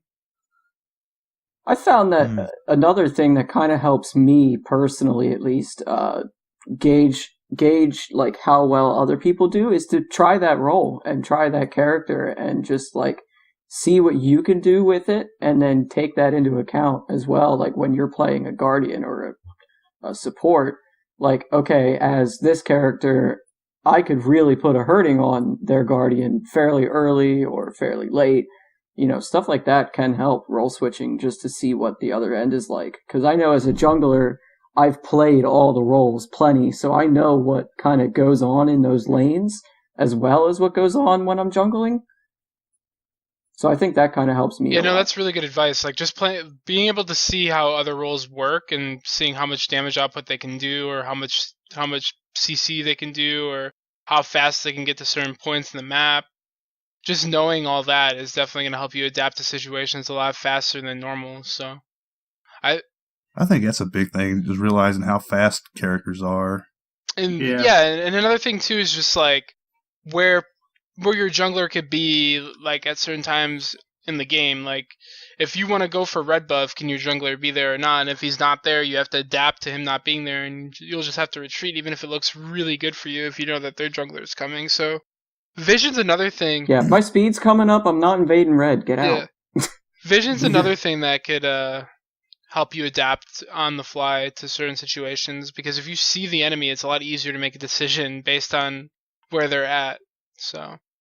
Guys, I'll we had a clue you really into good something. kill on the enemy jungler like that just the other day, where we had wards up, and the duo lane, they kind of stayed back by tower. Maybe even one was backing, and Beagle and I were dropping back. I'm like, the Thanatos is mirroring us in the jungle. She's like, yeah, I see it. I'm like, just keep running back, like we're just, going back to tower. And then right as he got back to the purple buff entranceway, we just bull rushed him and took him out. And it's just like, yeah, dumbass, we knew you were there the whole time. We knew exactly where you were at, and when you were going to come around that corner, there was no surprise. Yeah, I'm going to blow some people's minds. There's these things in Smite. They're called wards, and they let you see where your character isn't. What are they called? Wards. Where do you get those at? You can buy them at the store, just like any other item. And they're fairly cheap. It's great. Huh. It's a new one.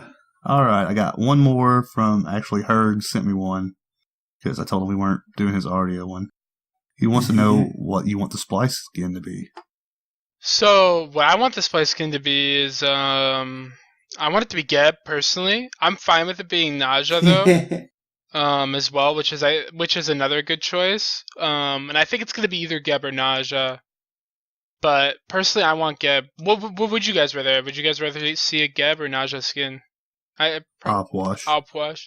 Yeah. Well, between Geb and Naja. It's Opwash, clearly. I really like that Geb skin I've seen where they made the snake the center part of him. I thought on Twitter it looked amazing. That was a cool one. That skin, that guy did a really good concept. I forget his name. Let me see if I can find it so I can give him a shout I feel like, personally, just being the jungler, I would love to see a Naja skin, but at the same time, the Geb concept was really well done, so I would not mind that being in the game either. Yeah. And Dan, to be fair, I mean, it would be cool if Naja got the skin. That way, every time you miss the sash, you could see the full animation of a snake coming out. All right, let me get one more from American Zombie, then we'll go to Artio real quick before you run out of time here. He says, did you single-handedly get Fenrir nerfed? Has he gotten nerfed yet? I thought he got buffed, actually. No, yeah, he definitely you're gonna get nerfed. Video. Wasn't it a question? Did I single-handedly get it? I don't know how to answer that. He says, no, not I think yet. if he gets nerfed, it's because he overperformed. Yeah, not yet. and then he says, have you seen the J Marvels video on YouTube, and would you like to comment? If you have? Yeah, I love that video. The Ares one? That video is amazing. No, yeah, I've definitely seen that. Marvel showed it to me before he released it. It was like, yeah, this is great. That's hilarious. No, it was cool. All right, I think that's all the questions we have, unless any of the hosts have any more. No, I think we're good. I think we just have enough time here to get in a quick do the session of Artio. progression. Yeah. So, Dan, read through the abilities real quick, and then Aror will give us his tips and tricks on how to put it all together. All right. Artio's passive is Decompose. Enemy gods hit by Artio's druid or bear damaging abilities will begin to decompose. This effect decreases their physical and magical protections, and this effect stacks. First ability is Energy Surge or Maul Prey. Druid form, Artio pulses out a strong wave of energy that damages enemies. She will heal herself and allies within 55 units for each enemy god hit by this ability. Bear form, Artio slashes twice with her claws, damaging enemies with each swipe. The damage on the druid stance is 70 to 190 plus 35%. The heal is 40 to 120 plus 20% of your magical power. The swipe is per swipe 40 to 160 plus 30%. And the second ability is Entangling Vines or Ferocious Roar. Artio creates a thicket of vines around herself that cripples enemy gods and decreases their magical or physical power as long as they are in the area. Bear form, Artio lets out a ferocious roar that stuns all nearby enemies and increases her own physical and magical protections for 4 seconds. The druid area duration goes from 4 to 6 seconds. The power debuff scales from 5 to 25%. The stun duration is 1 to 1.4 seconds, and the bear self buff is 10 to 30 scaling protections. Her third ability, Life Tap or Heavy Charge. In druid form, Artio channels for 2 seconds, draining the life from enemies. While channeling, she deals damage up to 5 times and heals herself up to 5 times. Each hit increasingly slows enemies and enemies hit all 5 times are rooted for 1 second. In bear form, Artio charges forward at an increased movement speed for 3 seconds. Enemies she charges through take damage and are slowed for 2 seconds. The druid damage per hit is 15 to 55 plus 10% of your magical power. The druid heal per hit is 10 to 30 plus 5% of your magical power. The slow is 10%, and the bear damage is 70 to 270 plus 50% of your magical power. The bear slow is 10 to 30%. And then her ultimate, which is her stance switch, active, Artio shapeshifts between her druid stance and bear stance.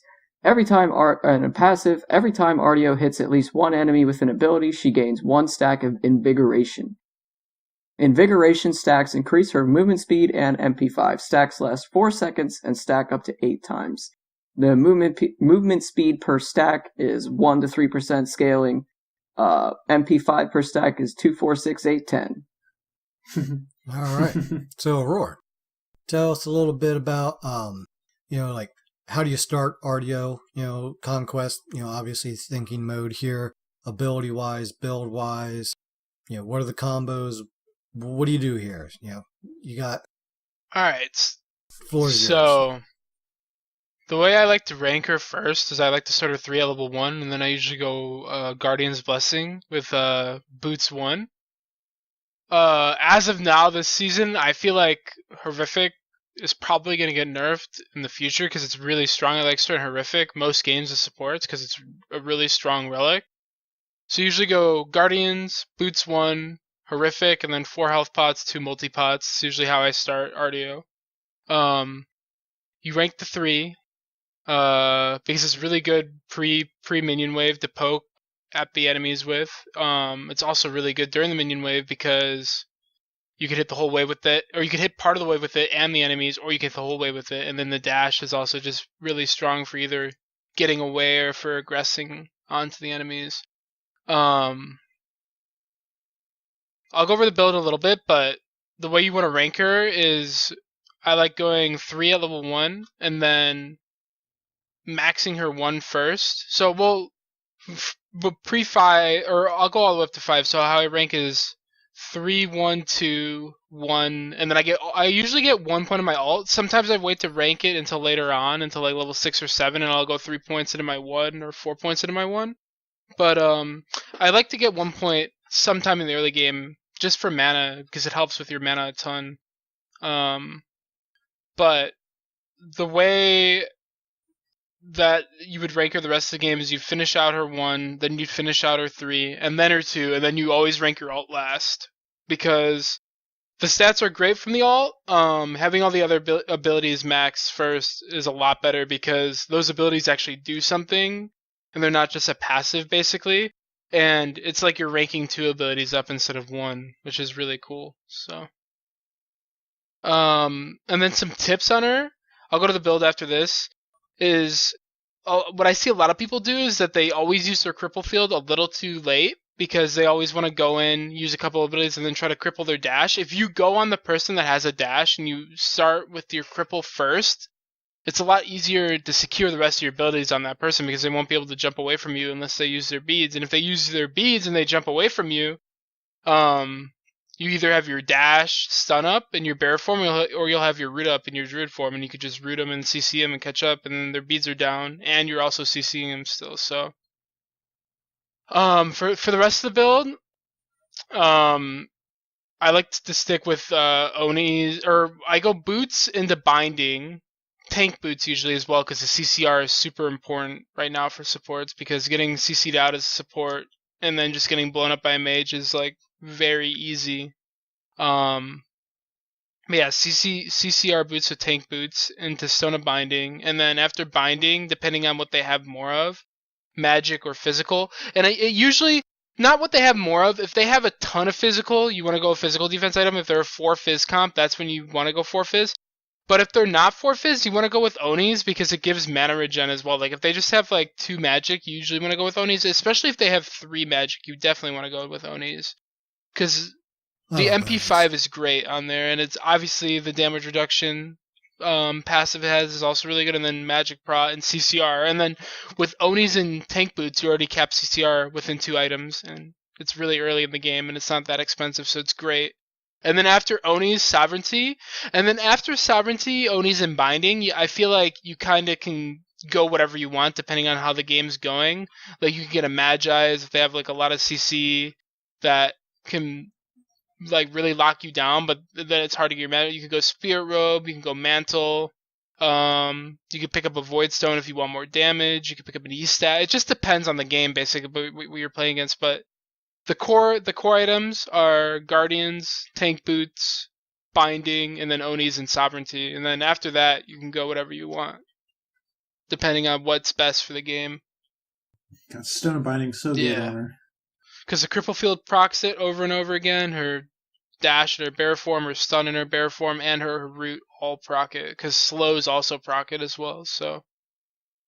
Right. Yeah, it keeps it up quite a lot.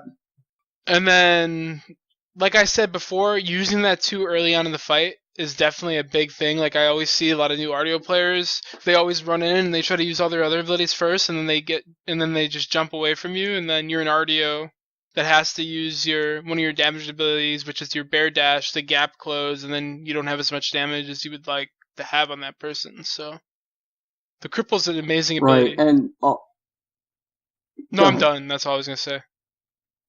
I was just going to point out, like, also, when you're going in with the 2-up, they're doing less damage to you as well during that exchange. Like, they can't fight back as much because it has that power debuff on it. So the longer you have it up while they're still healthy, without having taken the damage already, they're going to fight back, and then they're going to run. So, like, just having that up in the beginning of the fight will do a lot more for you. Yeah. That's definitely something I need to work on. I'm pretty bad about not putting your cripple up soon enough. Yeah, when I play Artio, I usually find myself like forgetting to put the 2 up in time, and it does suck. I definitely need to work on that when I do play Artio. How do you play against Artio? The way you play against Artio is if you can kite her. She has her root, which can help gap close, and also her dash, but she has no CC immunity, so if you can CC her in any way. Yeah, Ares seemed to hurt that one. Yeah, he has the cripple and the slow out his chains, and his ultimate is also really strong if you don't have any way to immune it, basically. So, yeah, just having some CC against her is really strong. Having a mage that does a lot of damage, like an Outwash or a Zeus, is also really good against Artio, because when they walk in, you can just blow them up with your damage, basically. So having a lot of damage out of your mage, like a mage that does a lot of damage to tanks, like Agni as well, is another one. And then just CC, like Agni has both. He has a lot of damage that he can do to tanks because he can proc Soul Reaver 7 times, and he has a stun to set your Hunter's auto attacks up on the tank. So yeah, just CC and a lot of mage damage is the way to take Artio out for sure. That makes Guy happy. What's your favorite skin?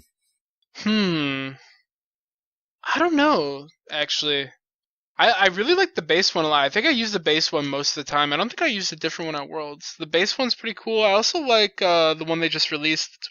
The Fiend Hunter one's pretty cool. Yeah, the Fiend Hunter. And then the plushie Artio, is that what it is? Is really funny. Yeah. No, she has a lot of really good skins actually.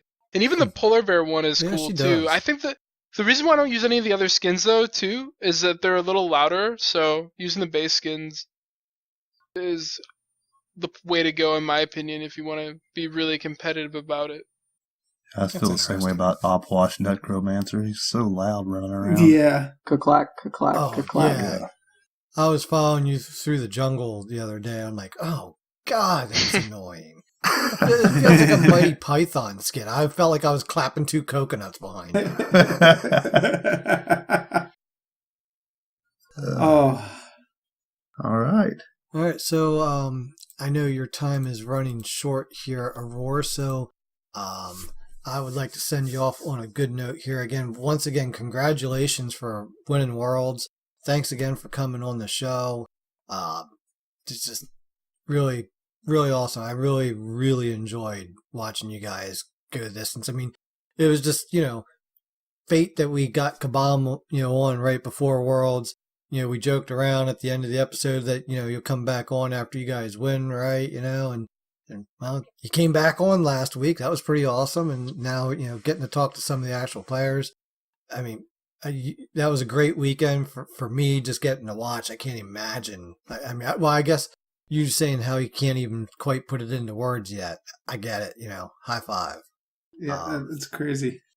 So how can people, get a hold of you? What's your Twitch channel, Twitter handle, all that kind of fun Yeah, you can stuff. follow me at Aurora the Chunk on Twitter. You can find basically everything I do there. My streams on there. Basically everything I'm doing. Just follow my Twitter and you can keep up with me for sure. But yeah, thank you guys so much for having me. I really appreciate it. It was a lot of fun. Oh, thank you so much for being on. Yeah, we appreciate you coming on, man. Appreciate your time. It's our honor Yeah, for sure.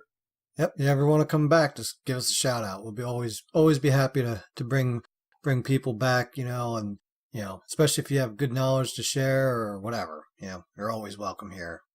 All right, awesome. Anyway, that was quite fun having a good old Aurora on there with us. Do we have any other closing thoughts you guys wanted to throw out on Artio before we do our post review of Patch Notes 5.22, since they were so quick on throwing it out this time around? No? I don't think so. I think Artio is broken. Just get good with her. One thing I found it easier with her is playing her own instant cast. For whatever reason, that worked better for me. So, Smite 5.22 Patch Notes Arrival. Here we go. So we got some new god skins. First couple here are in the old Odyssey. We got Cyber Samurai Hachiman. I talked about my games of the week briefly playing some Hachiman. It's because I got this skin. Oh yeah, I like it. Very, very, very nice. Very sleek. Very sleek.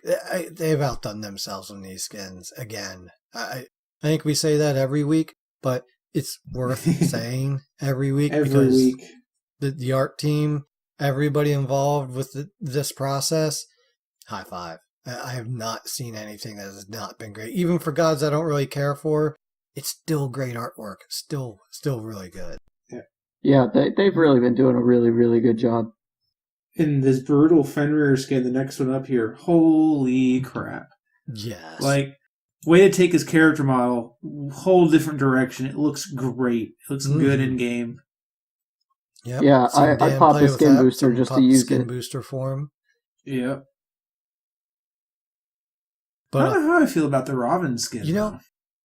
I was not excited about the Robin skin at all. I don't play a lot of assassins.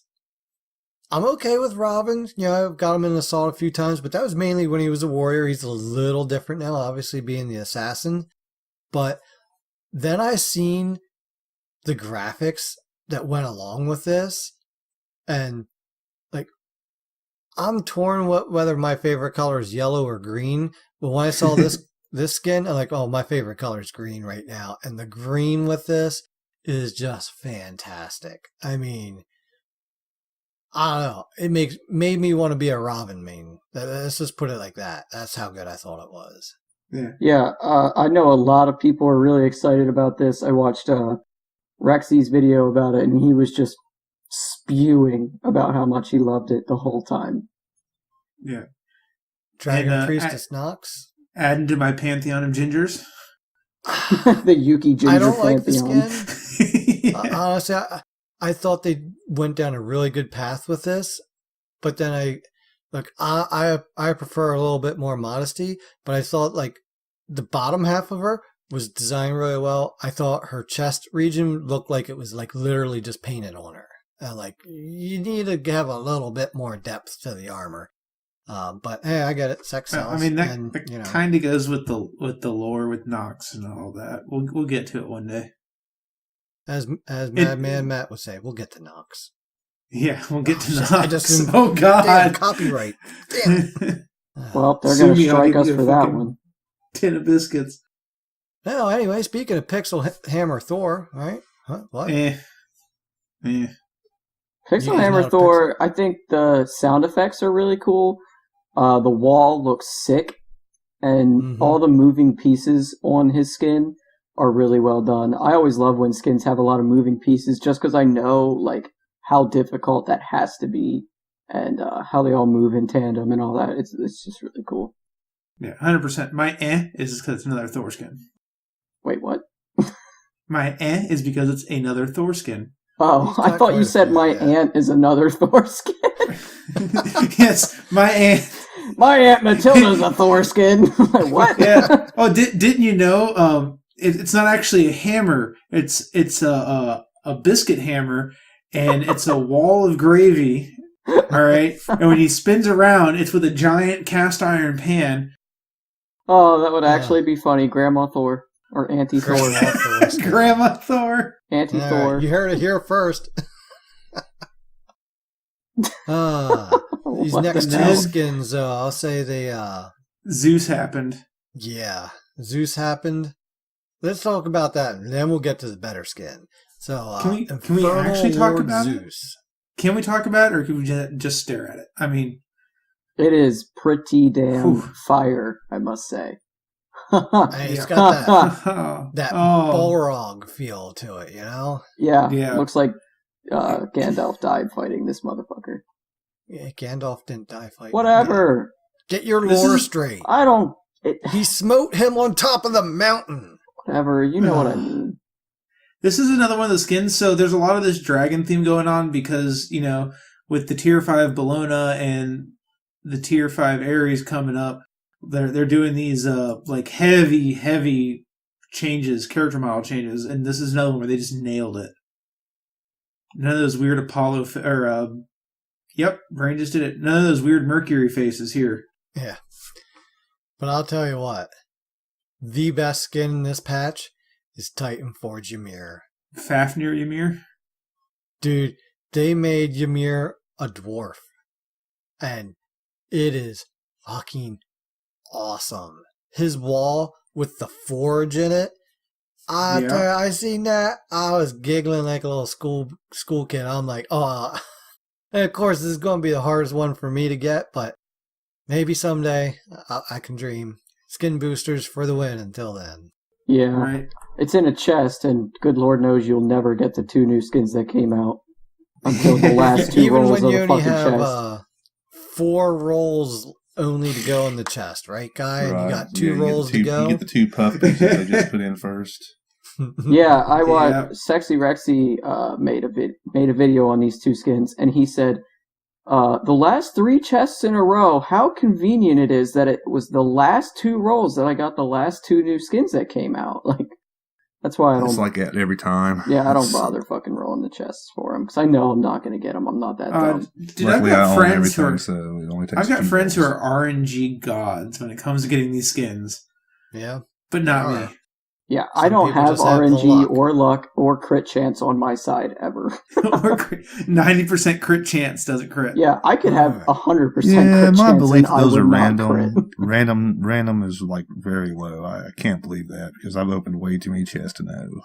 So it is like, even if it's not completely RNG, the way it probably is that they give weight values to the newer stuff. Mm-hmm. So it's still random, but they give a priority, like priority 1 on this, and it adds Priority 1, ward skins and voice packs.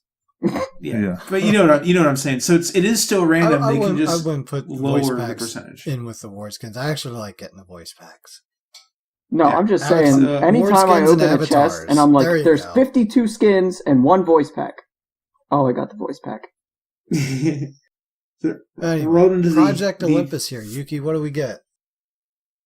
things happen. Typing /block while in a private chat with another user will now block that user players on PC and now log out on the homepage. Yay, PC crap, whatever. Yeah, piece of crap.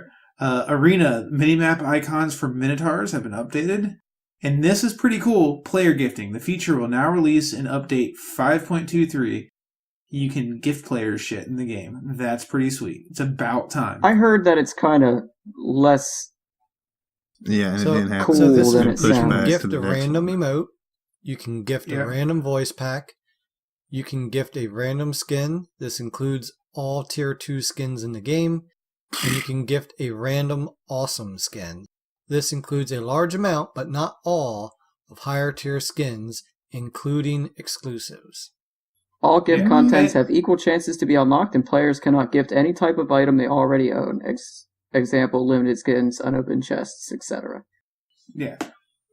So, So- I think it's cool, man. You know what? I It's think a start. anything else would have been not right. It's It's a cool, start. but like, I don't know. I would like to be able to give people hair Odyssey skins and stuff though if I wanted to. Yeah, specific things. Yeah, I get that. Yeah. Our miscellaneous here is Awesome Chest, Additions, Fat Loki Kabrakan, Northern Ranger Hachiban. Got him. That's pretty good. Fantasy Point Store, Additions, Heartbreaker Knox, Rock from Bizrock. Bizrock. Yeah, I think. Rock from Bizrock Robin. Took me a second. And Almighty Zeus. Can we just delete the Almighty Zeus? Can we Like, get they rid can of take that? it away His from me hand and looks give me fucking nothing for it. radiated. Give His hand give looks. me nothing for it. It's so bad. His hand looks so radiated. It's so bad.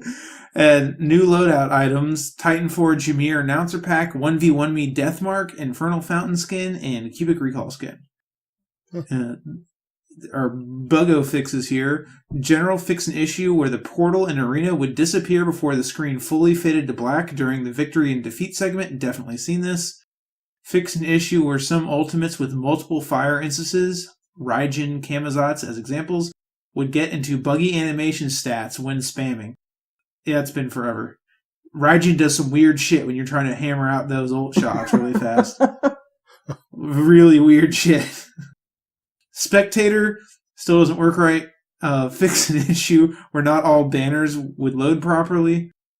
The important ones out of all of this, console fixes. Fix an issue where controller disconnect pop-ups would occur when they shouldn't, or would occur but not be dismissible. You know, I actually had that after this fix. Finally, yeah. It was, but what it was is, so Alex was playing and then he got off and we each have our own controller. So I turned his off, turned mine on. And when I loaded into the game, it's like controller's disconnected. I'm like, no, it's not. It's connected. And I actually had to, because it was, the application was still up, so I just closed the application and then reloaded it, and then it was fine. Well, that's Yeah. because the application was probably opened under Alex's account. That's why it was looking for his Yeah. controller. Yeah. They also fix an issue where controllers may fail to be detected. Fix an issue where sometimes after logging in, all inputs would be input twice. And fix an issue where the ability builder was not functioning. We fixed an issue Okay. where it just wasn't doing it. It just wasn't working. Bunch of fixes. This Baka one, I'd heard brought up about. I'm not gonna go over most of them because a lot of it's like weird shit. But there's two that are definitely were like, man, if we'd known about this. Bakasaur fixed an issue where Bakasaur could eat deployables he shouldn't be able to eat. Yeah, that's fine. Just motherfucking eat. Could he eat Ymir's wall? Vulcan turret. Now that would be useful. Oh my goodness, dude. Yeah, Actually, Fenrir. I would play Fenrir. Bakasaur every fucking game because I hate no Vulcan kidding. and his stupid ass turret. Yep. Turret and run away. I'm so good. Yep. Now it's Bakasaur takes a shot, eats it, heals up, keeps going. Good game. Fenrir fixed an issue where Fenrir could use his ultimate's bite while using Aegis Amulet. Gay. I wish I knew about that. Yeah, right. Fix an issue where Fenrir's Unchained would play the leap animation even if it was interrupted before it could fire. Wow, you mean I can't hop up and down 3 times in a row thinking I jumped every time? Wow, thanks. Yeah. God. That was so annoying. I'd be yeah. like, dude, I jumped that. And then I'd look down Yeah. and my jump's up. And I'm like, oh, no wonder I died. Okay. Yeah. And then Thor's wall will now highlight when somebody would be hit by Tectonic Rift, which is pretty cool. So it targets. That's really, really useful. Into our item balance change. Soul Reaver, decrease max health percentage damage this item could do from 8 to 7%. Yeah, it's fair. Soul Reaver OP. Soul Reaver very, very OP. 1%, we'll see how much of a difference it makes. It's still really strong at 7%. I mean, think about that compared to like kin size. Yeah. Shit. Here's some news. Oh, go ahead, you guys. I'm sorry. Go ahead. Bakasaur, Insatiable Hunger, decreased bonus attack speed, movement speed from 10% per stack to 8% per stack, from 30% max to 24% max. So, yeah, Baka was. I'm good with that. Yeah, I'm good with that. It just slows him down, so he can't get ahead of you after 1 or 2 jungle buffs in the early game, and just be at every one of your camps because he's moving 3 times faster than you are. That's good. Bastet getting, and I quote, buffs. Her Razor Whip decreased cooldown from 15 seconds to 13 seconds. I don't think it helps her. The thing about Bastet is she's like a repetitive poke god and not an all-in kill god, and that's what just makes her not very good this season, is because everybody's looking to just insta-burst people, and her abilities are go in, poke them, and jump back while the bleed ticks, and, see what you can do, or drop the Rinse and cats, but repeat. Yeah, well, I mean, with her ult and the gank potential, I mean, it's...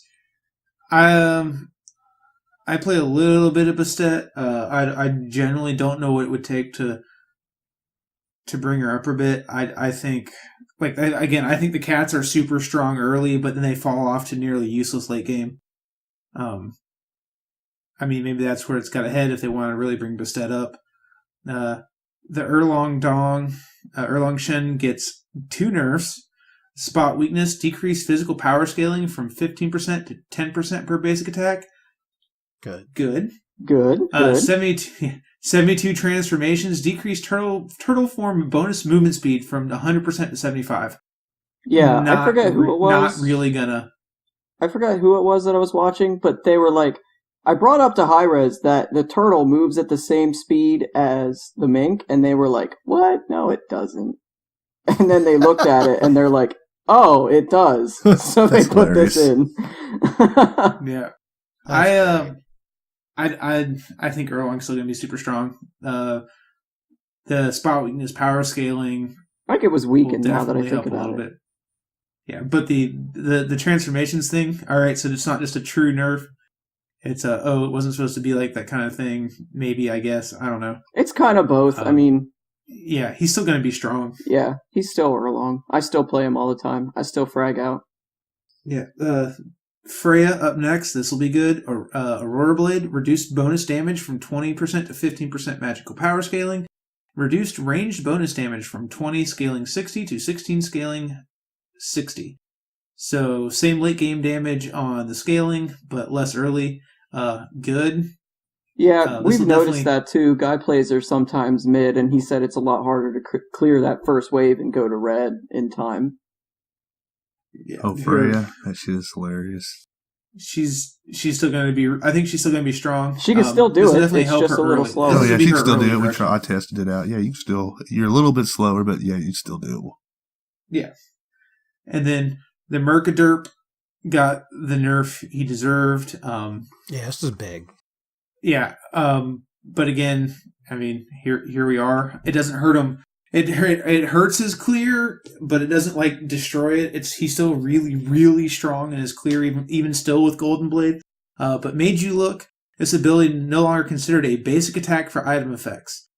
Examples: Frostbound Hammer's Golden Blade. This ability still can critical strike. This ability is now considered an ability for the purposes of item effects.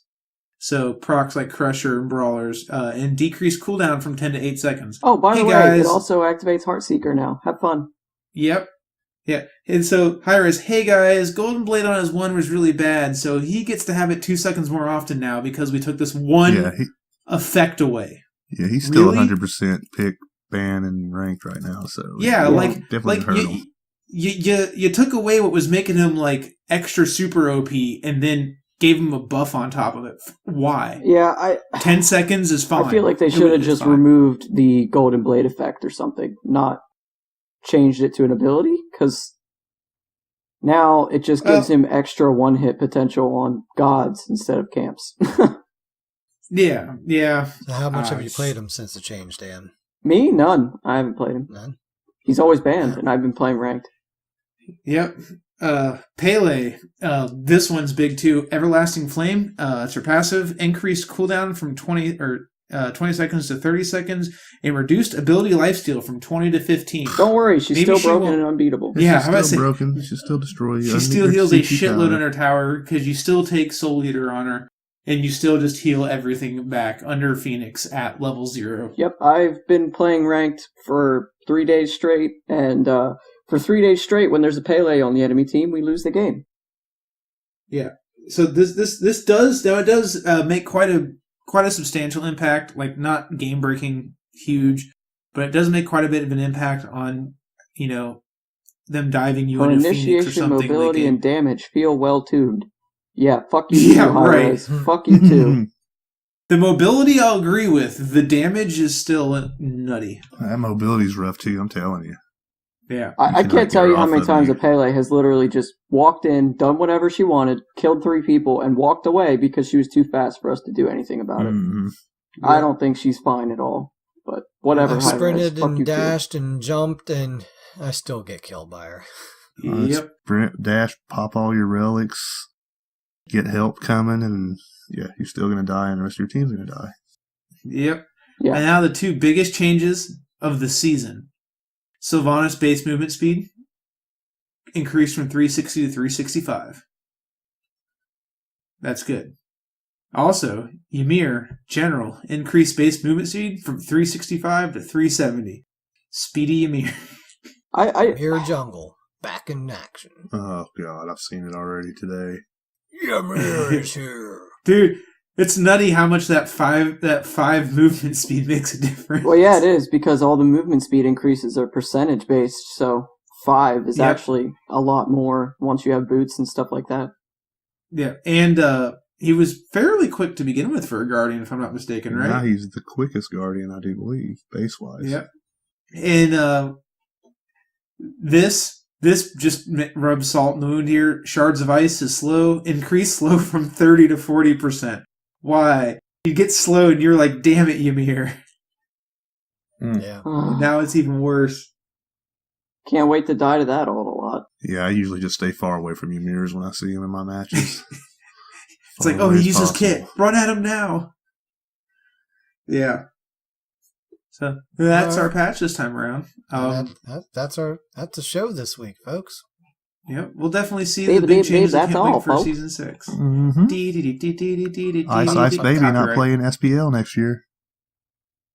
Do what? Ice Baby's not playing next year. Oh. Another one bites the dust. You know what? Did he say why? I get it, but the door's now open, folks. So there's going to be all-star SML teams all over the place. Yeah. That's what I'm thinking. I'm thinking like, okay, the pros are going to step down, but they're just going to go play SML. So I'm still going to see them. They're still going to play. It doesn't matter to me. And it's just going to bring more people into SPL that are more, more dedicated, I guess, in better life spots to be dedicated to the game. So whatever. Right. Yeah, I think it's good. Like I said last week or whenever, rip the Band-Aid off. Just do it. Get it done. Let's move on. It's going to be chances for new players to rise, and we'll get to see new orgs. And Yep. Well, and there's also a new team. Who is it? The Pittsburgh. The Pittsburgh Knights. Yes, the Pittsburgh Knights in the SPL next year. So I'm sure a lot of Smite people in my neck of the woods will like that. Because Pittsburgh fans around here are growing out of the woodwork. But let's get things wrapped up here. We'll ask our guest next week about that. Yeah, there you go. Oh, yeah, Guy, why don't you announce who our guest is next week? Because that'll be our community challenge. It is the collegiate caster, J. Mac Tucker. Ooh. Yeah. J. Mac. He's a Well, great you get to ask him about that Meerkat Loki pick. There you go. So get your questions in, and looking forward to asking them and having another great guest on for y'all. So, Yuki, how can people get a hold of you? You can find me at Ryukutse Yuki Gaming21 on Twitter, and Ryukutse_Yuki on the PlayStation Network, where I will be playing ESO. Dan? Don't. I'm playing ranked. Leave me alone. No, I'm just kidding. You can find me on PS4 at DirtXNapX. Dan, you find me on the Twitterverse at Split Push Podcast with no A, because the name was too long. Ugh. And that's about it. I don't really play PC anymore. I'm just going to grind ranked on PS4 and see what happens. Beagle? How can people get a hold of you about supernatural stuff? I hear her talking, but I don't hear her talking. Rip Beagle. Beagle Mike. Rip the Beegs. I hear her now screaming a little bit. So, Guy, how can people get a hold of you? Mike. You can find me on Twitter at GSmitey. You can find me at PlayStation at GuyAJ78. And you can find me on Xbox at GuyAllSmitey. Promise I'm going to get on there. There's been a few people hit me up on Xbox this week. New people. I promise I'm going to get on there. There she is. I don't know if she's recording. Literally. So anyway, I don't need this right now. I'm a stressed teen. Right now. My life Beagle. is so stressful. How I'm can a people get a hold of stressed you? teen. Have fun with that, Dad. Have fun with that. Tres. Well, anyway, that's where you can catch Beagle at. And you can catch good old Dirt Naps Dad here at dirt_naps_dad. You can at me with that on Twitter. You can find me on the PS4 land with that. You can email us at community@splitpushpodcast.com. You can check out our YouTube channel, which you should subscribe to, and hit that little bell for notifications. You can find the link to that at the top of my Twitter until we have enough, going there that we can get a name that's easily rememberable. Make sure you like and follow us here on whatever podcast platform you're listening to. Give us those 5-star ratings and thumbs up and hearts and whatever it may be out there in that world of listening that you're doing it. Is there a place that we're not and you would prefer us to be there? Let us know. We'll see what we can do. And Get Yuki right on that. Are there any giveaways you're forgetting about? Today. Nope, no giveaways today. Didn't get anything new yet. So definitely keeping an eye out for that there. But yeah, that's all, ladies and gentlemen. I hope you enjoyed this week's episode of Split Push Podcast with Aror, Splyce's champion support player. And, you know, when it comes to dirt naps, you got to give them before you take them. When all else fails, Split push.